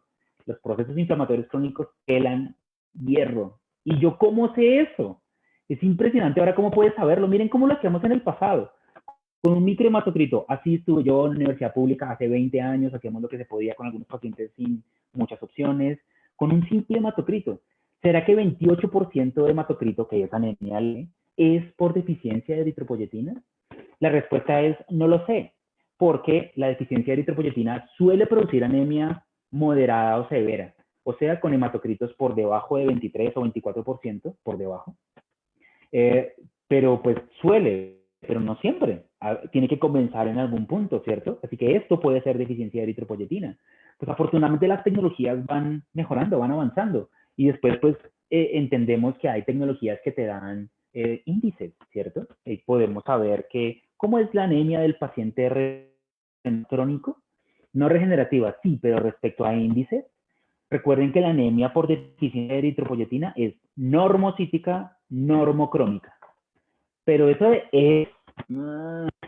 Porque miren que en este caso, este paciente tiene una anemia hipocrómica. Y la crómica puede ser por deficiencias nutricionales de complejo B, por deficiencias de hierro, y eso no necesariamente es renal. Pero si tiene esas deficiencias de complejo B y de hierro, significa que no es eritropoyetina, pues quedamos muy cortos, ¿cierto? No podríamos decir, claro, como no es normocítica, normocrómica, no, eso no es renal. No, tampoco podemos saberlo. ¿Qué podemos hacer? Pues acuérdense qué hace la eritropoyetina. La eritropoyetina básicamente lo que hace es estimular la maduración de las células progenitoras para producir glóbulos rojos, incluso jóvenes, ¿no? Que se llaman reticulocitos. O sea, que tú necesitas obligatoriamente evaluar los reticulocitos en los pacientes renales. No todas las anemias con bajos reticulocitos son por deficiencia de eritropoyetina. Caray, pero es más probable cuando juntas más datos. Entonces, entender la forma en la que lo hace el cuerpo te va a dar la clave. En este caso, máquinas que cuentan los reticulocitos, personas que cuentan reticulocitos, laboratorios que reportan reticulocitos, o clínicos que cuando no se los reportan, los piden, llaman y piden, por favor, necesito un recuento reticulocitario de este paciente. Entonces, ¿este paciente en la pantalla tiene reticulocitos? Sí. No muchos, no muchos, pero tiene, ¿cierto? Y la anemia es leve, de pronto todavía no tiene la demanda de reticulocitos. Entonces es una buena forma de pensar, este que están viendo en pantalla, yo no creo que sea renal, porque yo vería un conteo de reticulocitos más bajo. Y con anemias más fuertes, todavía reticulocitos más bajos. Son médulas que no responden porque están dañadas o porque pues, no hay suficiente eritropoyetina propia haciendo el efecto. Una cosa adicional, y es que nuevas máquinas pueden, por ejemplo, evaluar la hemoglobina de los reticulocitos. Un dato adicional, porque cuando la hemoglobina de los reticulocitos es normal o alta, no es un problema. Pero cuando la hemoglobina reticulocitaria es baja, eso da mucha información. O bueno, cosas puntuales. Mira, el paciente tiene hemoglobina reticulocitaria baja, primero, porque puede tener una pequeña hemorragia intestinal, todo el tiempo, una úlcera, parásitos, etcétera. Así, los tomas, por ejemplo. O porque el paciente tiene una enfermedad inflamatoria crónica.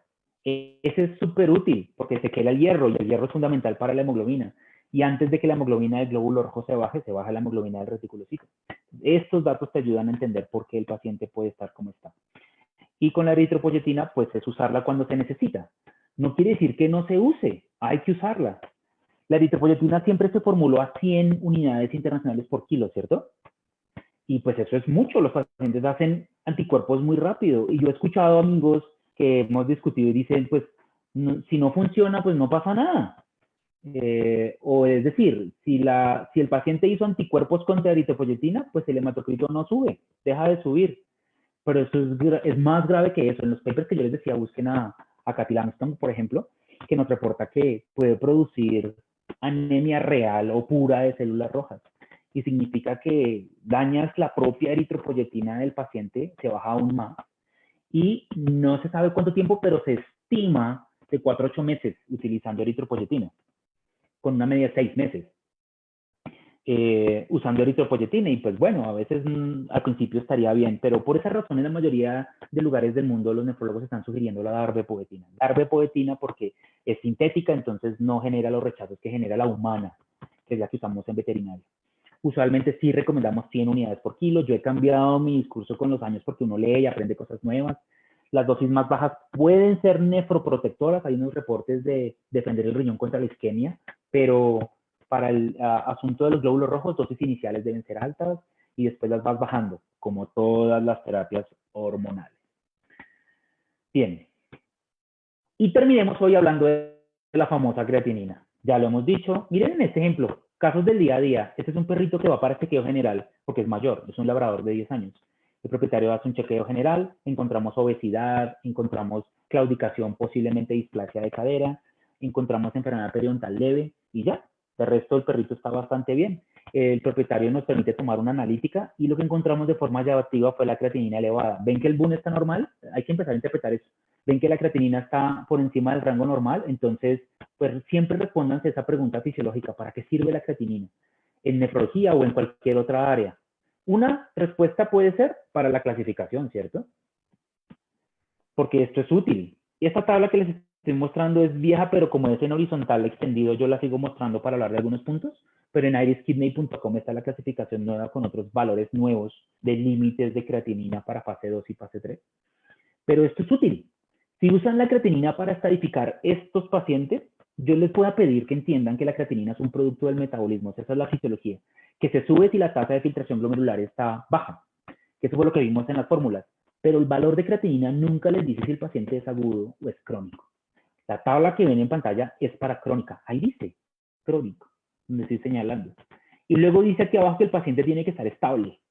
O sea, que si el paciente está vomitando deshidratado en el hospital con creatinina en 5 o en 10, pues no se usa esta tabla, por favor. ¿Se acuerdan que el crónico nunca se recupera? Nunca se recupera. Si ustedes me dicen que un paciente es fase 3 porque tiene la creatinina en 4, hacen su terapia, dietas, antibióticos, le quitan la reliquia, lo que sea, y termina con creatinina en 1,8, entonces, no, entonces bajó a fase 2, eso no está bien, porque eso es usar mal la herramienta y el concepto de la crónica. O sea, que de pronto es crónico y tuvo una crisis, ¿no? Tú quitas la crisis y sigue crónico del paciente después. Entonces, esta tabla solo se usa cuando el paciente está estable. Y la tabla de la creatinina, este valor, dato fisiológico, se usa en aguda con esta otra tabla. IRIS también tiene una tabla para aguda que se dice AKI en inglés, por sus siglas en inglés. IRA para nosotros en español, injuria renal aguda, AKI en inglés, acute kidney injury. Y es por grados. Fíjense que no es de 1 a 4 como en crónica, es de 1 a 5 y es útil. Cada vez sirve para más cosas. Nosotros ahora estamos dializando pacientes con grado 4 para arriba casi siempre, hemodializando pacientes. Y hay algunos que hablan de hemodiálisis temprana en grado 3, o sea, con creatinina como 3. En mi pasado jamás me parece que es inútil, pero si es progresivo, 2,5, 3, 3,5, eso no es tan alto, pero mal. Esos pacientes ahora también entran a hemodiálisis. Y para eso sirve la tabla de aguda. Yo quiero que miren el grado 1, una cosa que es clave en los temas fisiológicos para poder avanzar. Miren que el grado 1 se describe como un paciente con creatinina pues baja o un poquito alta, pero ahí dice algo que dice volumen responsivo, si lo leen en la mitad del párrafo de la descripción. Volumen responsivo dice que si tú lo medicas con fluidos y la creatinina baja, es grado 1. Siempre hay que buscar si el paciente es volumen responsivo. ¿Por qué? Por la fórmula que yo les hice. Porque si la PNF o la tasa de filtración glomerular es baja, puede ser un problema prerrenal, renal o postrenal, ¿cierto? Para saber qué tan grave es, quiero saber si es renal, quita el postrenal, quita el prerrenal y te quedas con el renal en el centro. Por esa razón siempre hablamos el paciente qué tan volumen responsivo es. ¿Cómo se hace? Si el paciente tiene creatinina en 10, llega al hospital, tú lo hidratas a normohidratación, nunca sobrehidratación. Lo rehidratas con las fórmulas de rehidratación. Pregúntale al doctor Leo, por favor, ahorita. Después de eso lo mantienes y de 10 a las 24, 48, máximo 72 horas le bajó a 7. El paciente es 30% volumen responsivo. No más. En la siguiente monitoreo, en los siguientes mismas 48 a 72 horas, va a bajar máximo otro 30%. O sea que de 7 va a bajar a, no baja a 3, no baja a 4. No, es 30%. O sea que de 7 menos 30%, de 2 unidades más, baja a 5. Y así progresivamente. Luego va a bajar de 5 a 4. Si es volumen responsivo. Y yo sé que no va a mejorar más allá que eso. De pronto tiene más cosas el paciente y hay que buscarlo. Para eso te sirve la tabla, por favor, y por esa razón hablamos de las presiones. Hablamos de la PGC, hablamos de las fuerzas que favorecen y se oponen. Y esta fórmula es útil. TFG igual PNF. TFG igual a KF por PNF. Entonces en la clínica cojan un paciente, no lo cojan los mexicanos, discúlpenme, atrapen, revisen un paciente, revisen el caso clínico.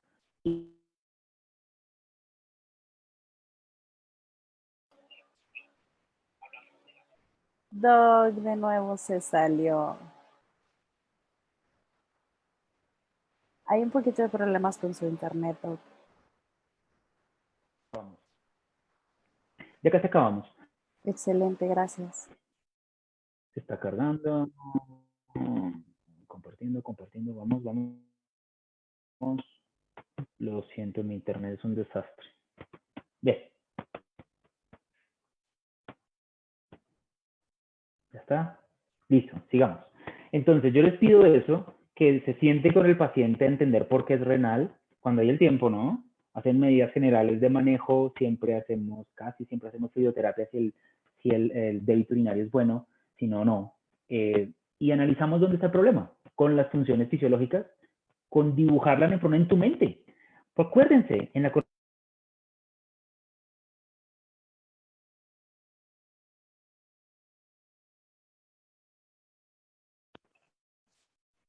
shit,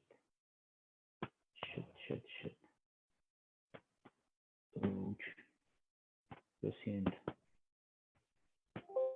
Doctores, por favor, les pido un poquito de paciencia. Recuerden que a estas horas la red está un poquito más saturada de lo normal, entonces nada más tenga paciencia. Es todo lo que les pido. El doctor va a terminar de dar su plática de manera normal, sino como quiera. Una vez que terminemos de grabarla, se puede subir a Facebook sin inconveniente, así como lo tenemos pactado. ¿Se escucha bien, doctor? Listo, gracias. No, lo siento. Por el coronavirus, hasta ahora el internet es muy complicado acá. Entonces, vamos a terminar con el análisis del caso una vez dibujas la nefrona en tu mente. Cuando dibujas la nefrona en tu mente, te voy a pedir que te acuerdes de esto que estás viendo en pantalla y hablamos de esa TFG, PNF, KF, es en los glomérulos que está aquí arriba, el número 1. Pero cerremos con los túbulos. Miren que los túbulos ahora son súper importantes de entender porque ahí se reabsorbe la mayoría de cosas, ¿cierto? La reabsorción es un proceso que gasta muchísima energía y la energía que es en forma de ATP requiere muchísimo oxígeno. Por eso hay que oxigenar al paciente renal cuando está en déficit. Por eso hay que tener buena presión arterial en el paciente en falla renal. Por esa razón no queremos anemias, porque los túbulos requieren un montón de oxígeno para hacer su función principal, que es recuperar agua, recuperar sodio, recuperar glucosa, etc. Entonces, esto que les estoy explicando es la razón por la cual las enfermedades que dañan el riñón no siempre aumentan la creatinina.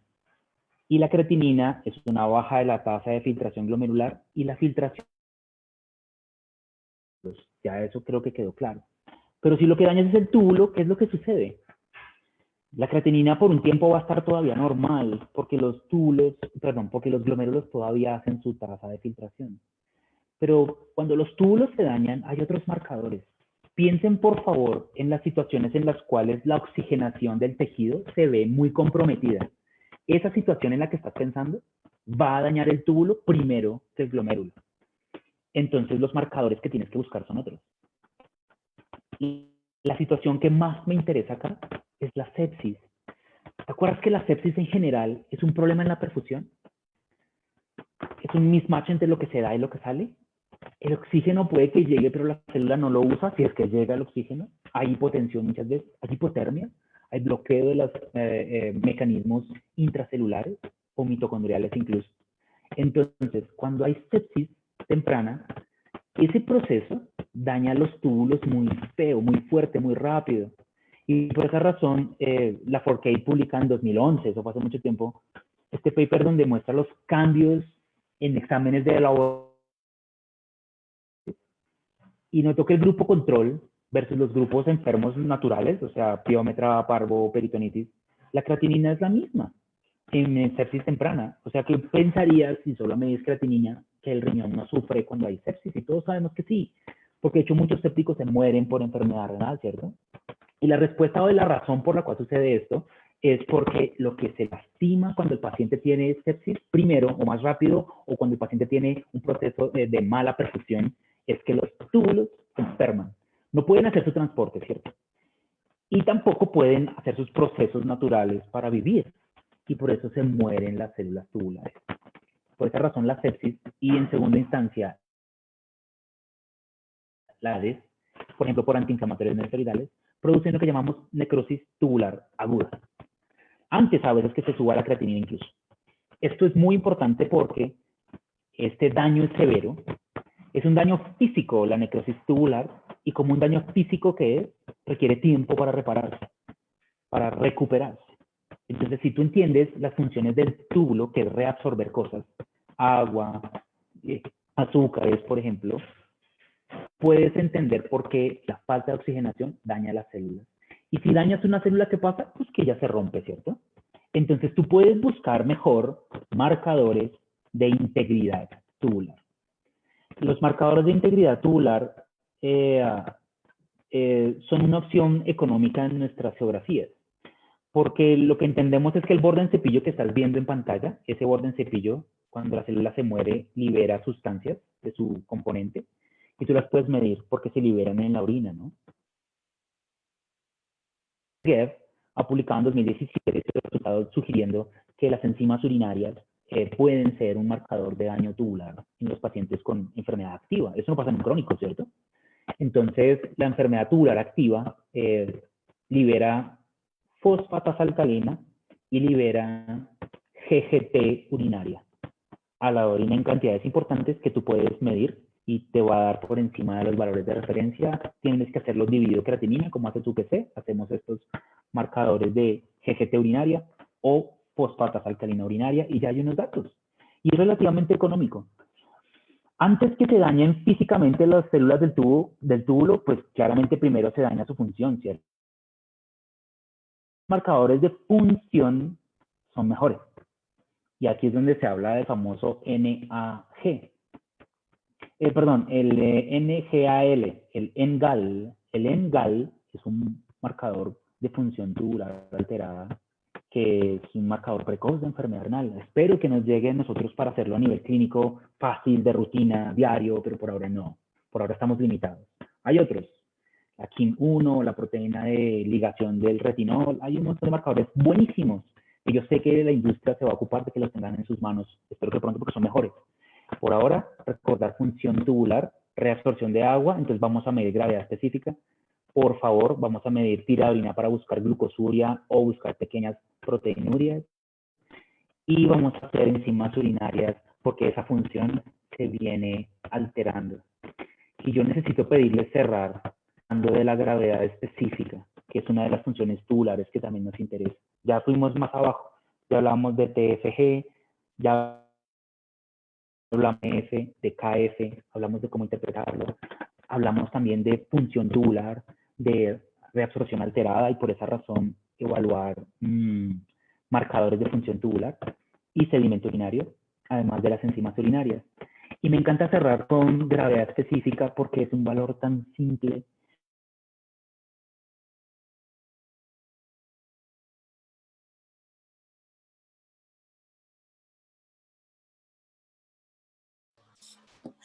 Doc, hay que revisar su internet.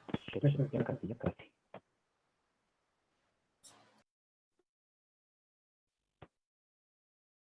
No se preocupe y no se estrese, todavía tenemos buen tiempo. Ya está. Listo. Ah, bueno, todavía no hay Listo, entonces, cuando hablamos de gravedad específica, ¿no hay presentación? No. Ok. Está pensando.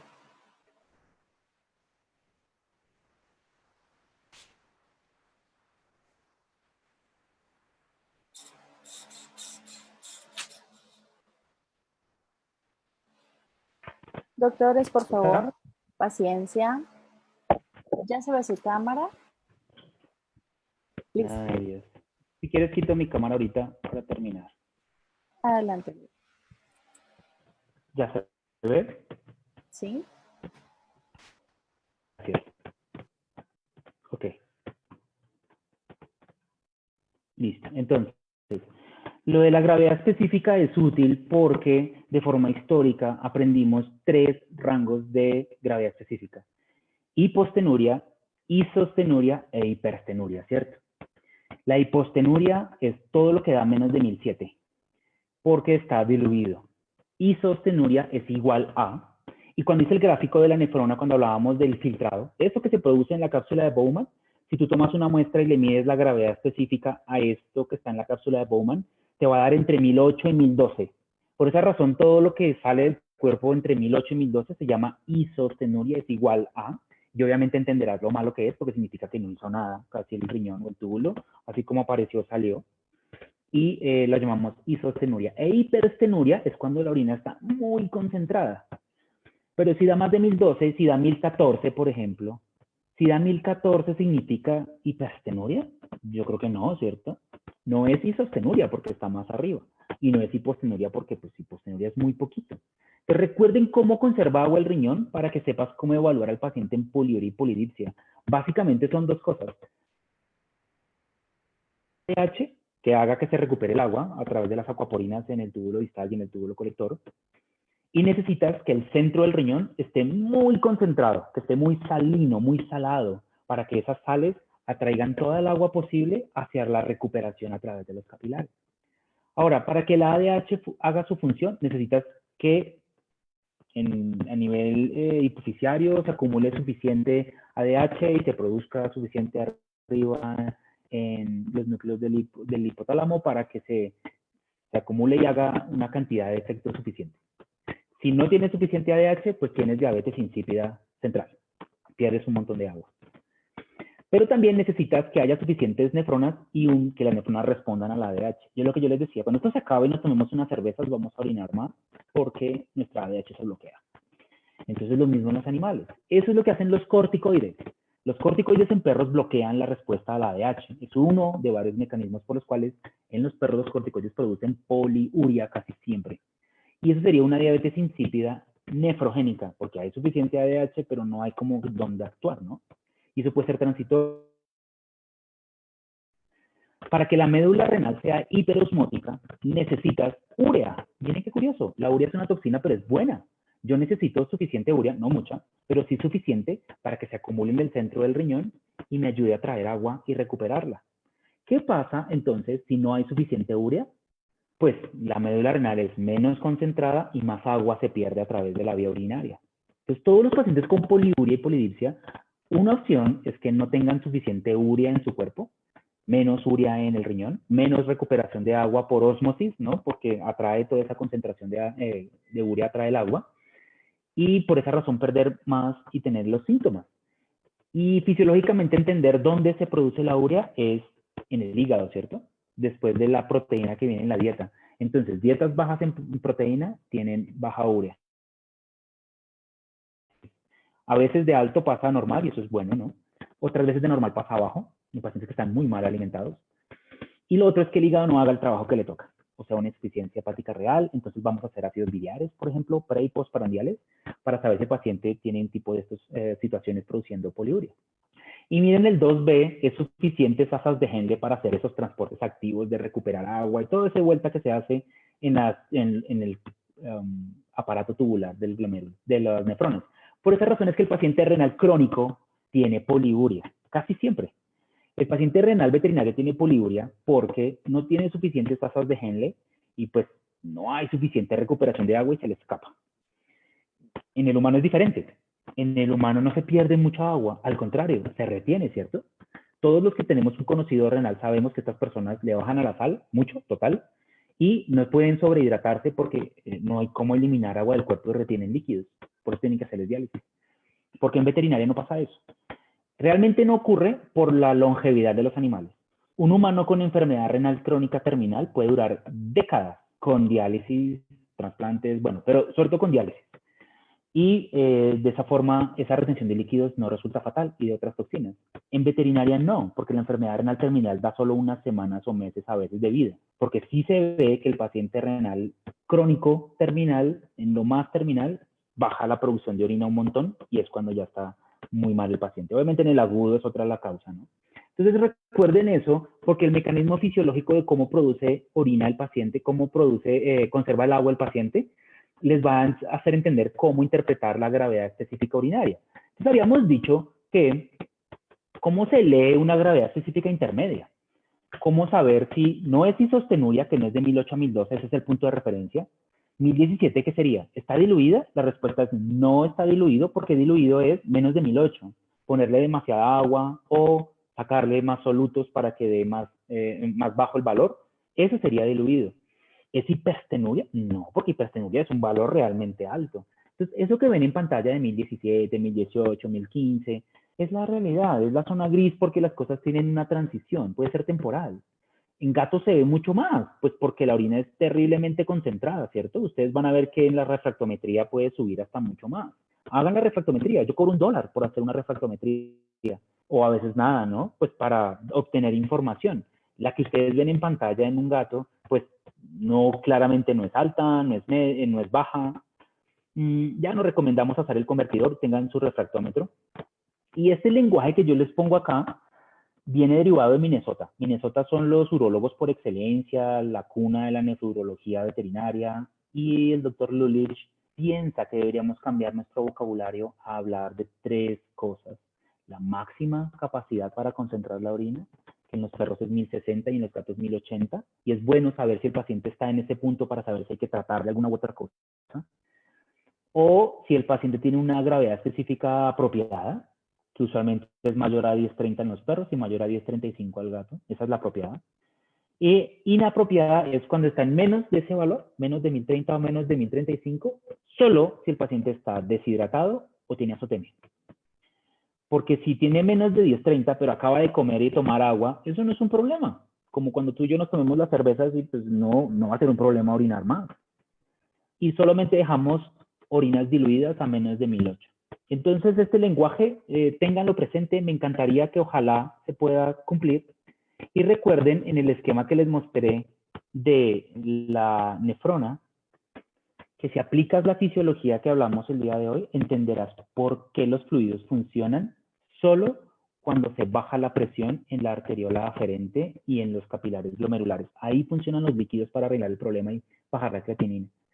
Pero si el problema es que la arteriola deferente se dilató, se cerró mucho o se dilató mucho, la interpretación es diferente por una vasodilatación excesiva en el cuerpo.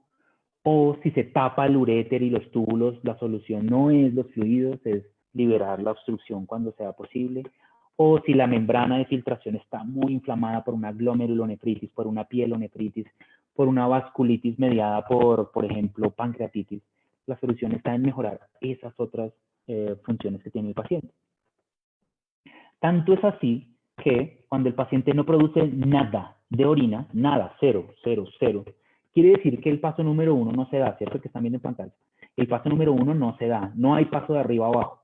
Ya como sabemos fisiología, sabemos que la furosemida actúa en el túbulo, o sea, en el paso 2, ¿cierto? El paso 2 es recuperar el agua en el asa de Henle, pero no está sucediendo pues porque no se produce nada. La furosemida actúa tocando las células del túbulo por dentro, no por fuera, por dentro. Las bloquea, ¿no? Bloquea el mecanismo de transporte de recuperación del sodio y por ende de agua. Entonces, si el paciente produce 0 de orina, tú administras furosemida, ella llega al glomérulo y sigue derecho. No va a atravesar. No se va a pegar nunca al túbulo. Y por esa razón es que es absolutamente improbable que funcione. Hay que usarla, porque de pronto varias estrategias que usas, si pasa un poquito, empieza a ayudar, pero después de un bolo inicial, si esto no funciona, si el paciente está en 0 de orina, ya entiendes por qué. Es porque estos pasos de filtración, secreción, reabsorción son importantes de conocer y entender cuándo funciona algo y cuándo no. Miren que si la producción de orina es 0, administrar manitol es súper peligroso, porque el manitol va a llegar al glomérulo, va a seguir derecho, se va a quedar dando vueltas en el cuerpo y va a aumentar la osmolaridad plasmática un montón. Y eso no es nada seguro. Entonces, por esa razón, la oliguria es peligrosa pero manejable, tras la anuria es fatal para la mayoría de animales. Ahorita en este momento tengo un paciente en hemodiálisis, llevamos 2 sesiones, 4 días de internamiento y el paciente produce poca orina, pero poca, no suficiente. Entonces, ¿qué hago yo? No lo voy a llenar de líquido, ¿cierto? Porque mis ecuaciones me dicen que lo que va a hacer el paciente es retener un montón de agua en su cuerpo, las mismas que está orinando. Eso lo va a hablar ahorita el profe Londoño, lo vamos a ver. Y en diálisis le saco el resto. Mientras se recupera el mecanismo dañado que parece que es el glomérulo por infección. y así lo trabajamos, más una enfermedad cardíaca que tiene este paciente. Conceptos que ahora conocemos del paciente clínico, de día a día, estos datos nuevos que yo les di, de por favor empezar a hacer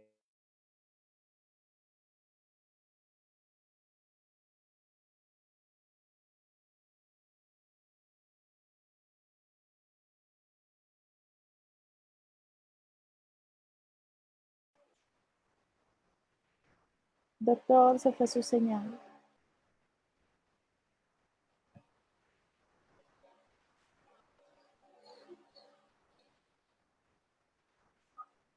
Doctores, al parecer tenemos un problemita un poquito más. Hola, doctores. Al parecer tenemos un poquito más problema del que pensábamos con el doctor César. Prácticamente su charla estaba por terminar. Agradecemos de antemano que hayan tenido la paciencia suficiente. Veremos si es necesario volver a grabar el pedacito que quedó al final. Les agradezco mucho su paciencia. A ver. No, doctores, yo creo que se va a hacer un poquito complejo. Vamos a dejar esta charla por el momento así. Espero que comprendan que pues son cosas que no están en nuestras manos. También el internet de otros lugares se ve un poco saturado. De antemano, muchas gracias por estar aquí con nosotros. A ver, creo que el doctor ya se pudo conectar de su teléfono. A ver. Hola, Doc. Ay, Hola.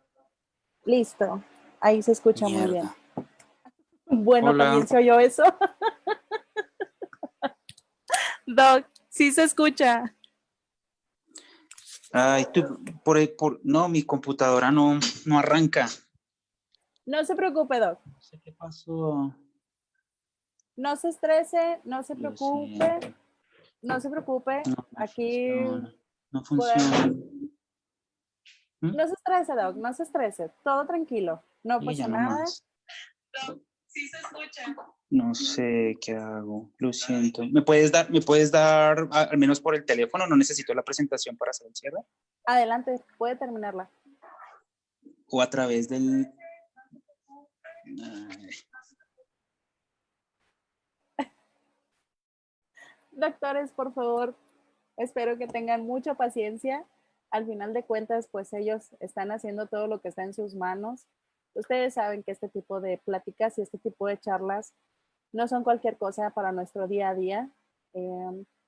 Tengan mucho en cuenta eso. Aparte, saben que recuerden que excelente como siempre el doctor Manuel. Muchas gracias, Doc.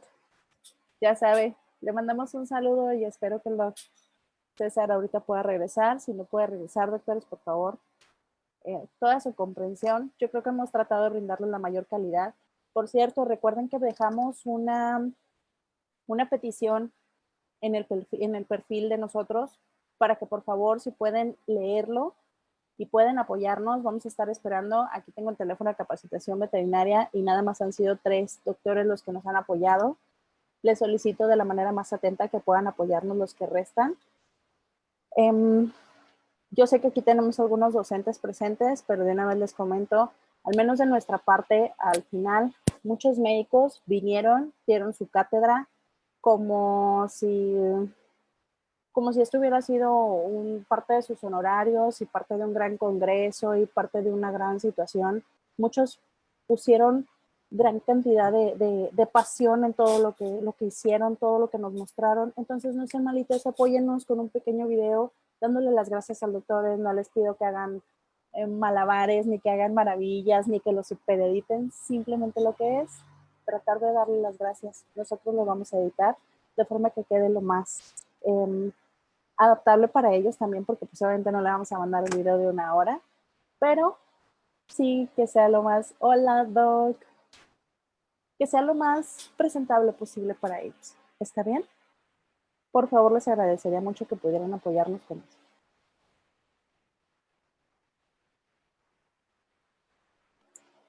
Espere porque no tiene audio.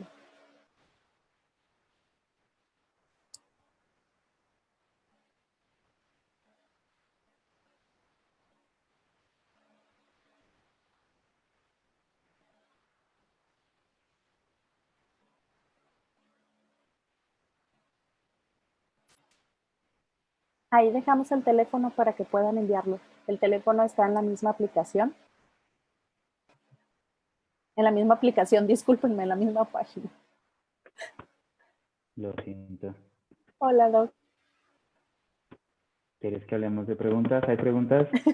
Sí, hablemos de preguntas. ¿Por qué encontramos proteína en la orina?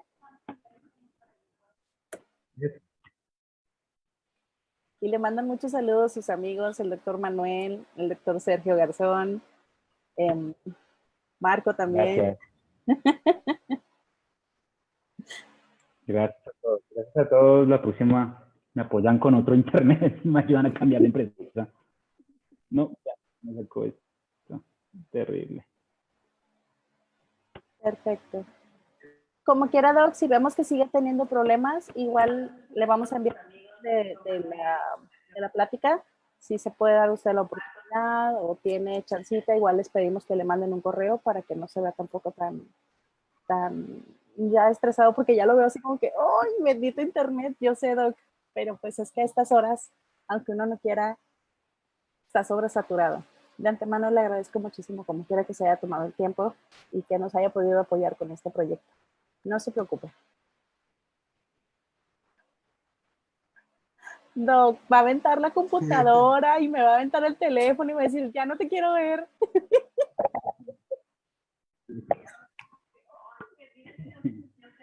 Usted Ay, tranquilo. Lo siento mucho. Bueno, nada, cerremos entonces con un saludo. Muchas más cosas de las que tengamos que hablar, hay mucho tiempo, sigan con las capacitaciones. Yo recuerdo con mucho cariño a Audrey y a Marco porque han continuado el camino de la educación continuada y ese que podemos tener en nuestra comodidad de casa, en Latinoamérica. Y yo tengo un sueño personal que es transformar la vida de las personas, y lo que ustedes están haciendo como audio escuchas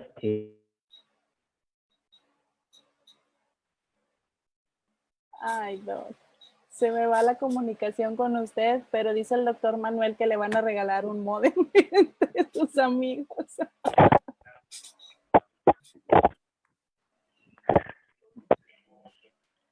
Doc, pierde el cuidado. Bueno, cuídense mucho. Bueno, ya no más. No se preocupe, ya descanse, luego platicamos. Las dudas luego se las contestamos, doctores, no se estresen. Muchas gracias. Un saludo a todos. Nos vemos ahorita en 1 hora. Descansen hasta mañana. Ay, no, mañana no, ya nada más ahorita en 1 hora. Gracias, Doc. Un abrazo.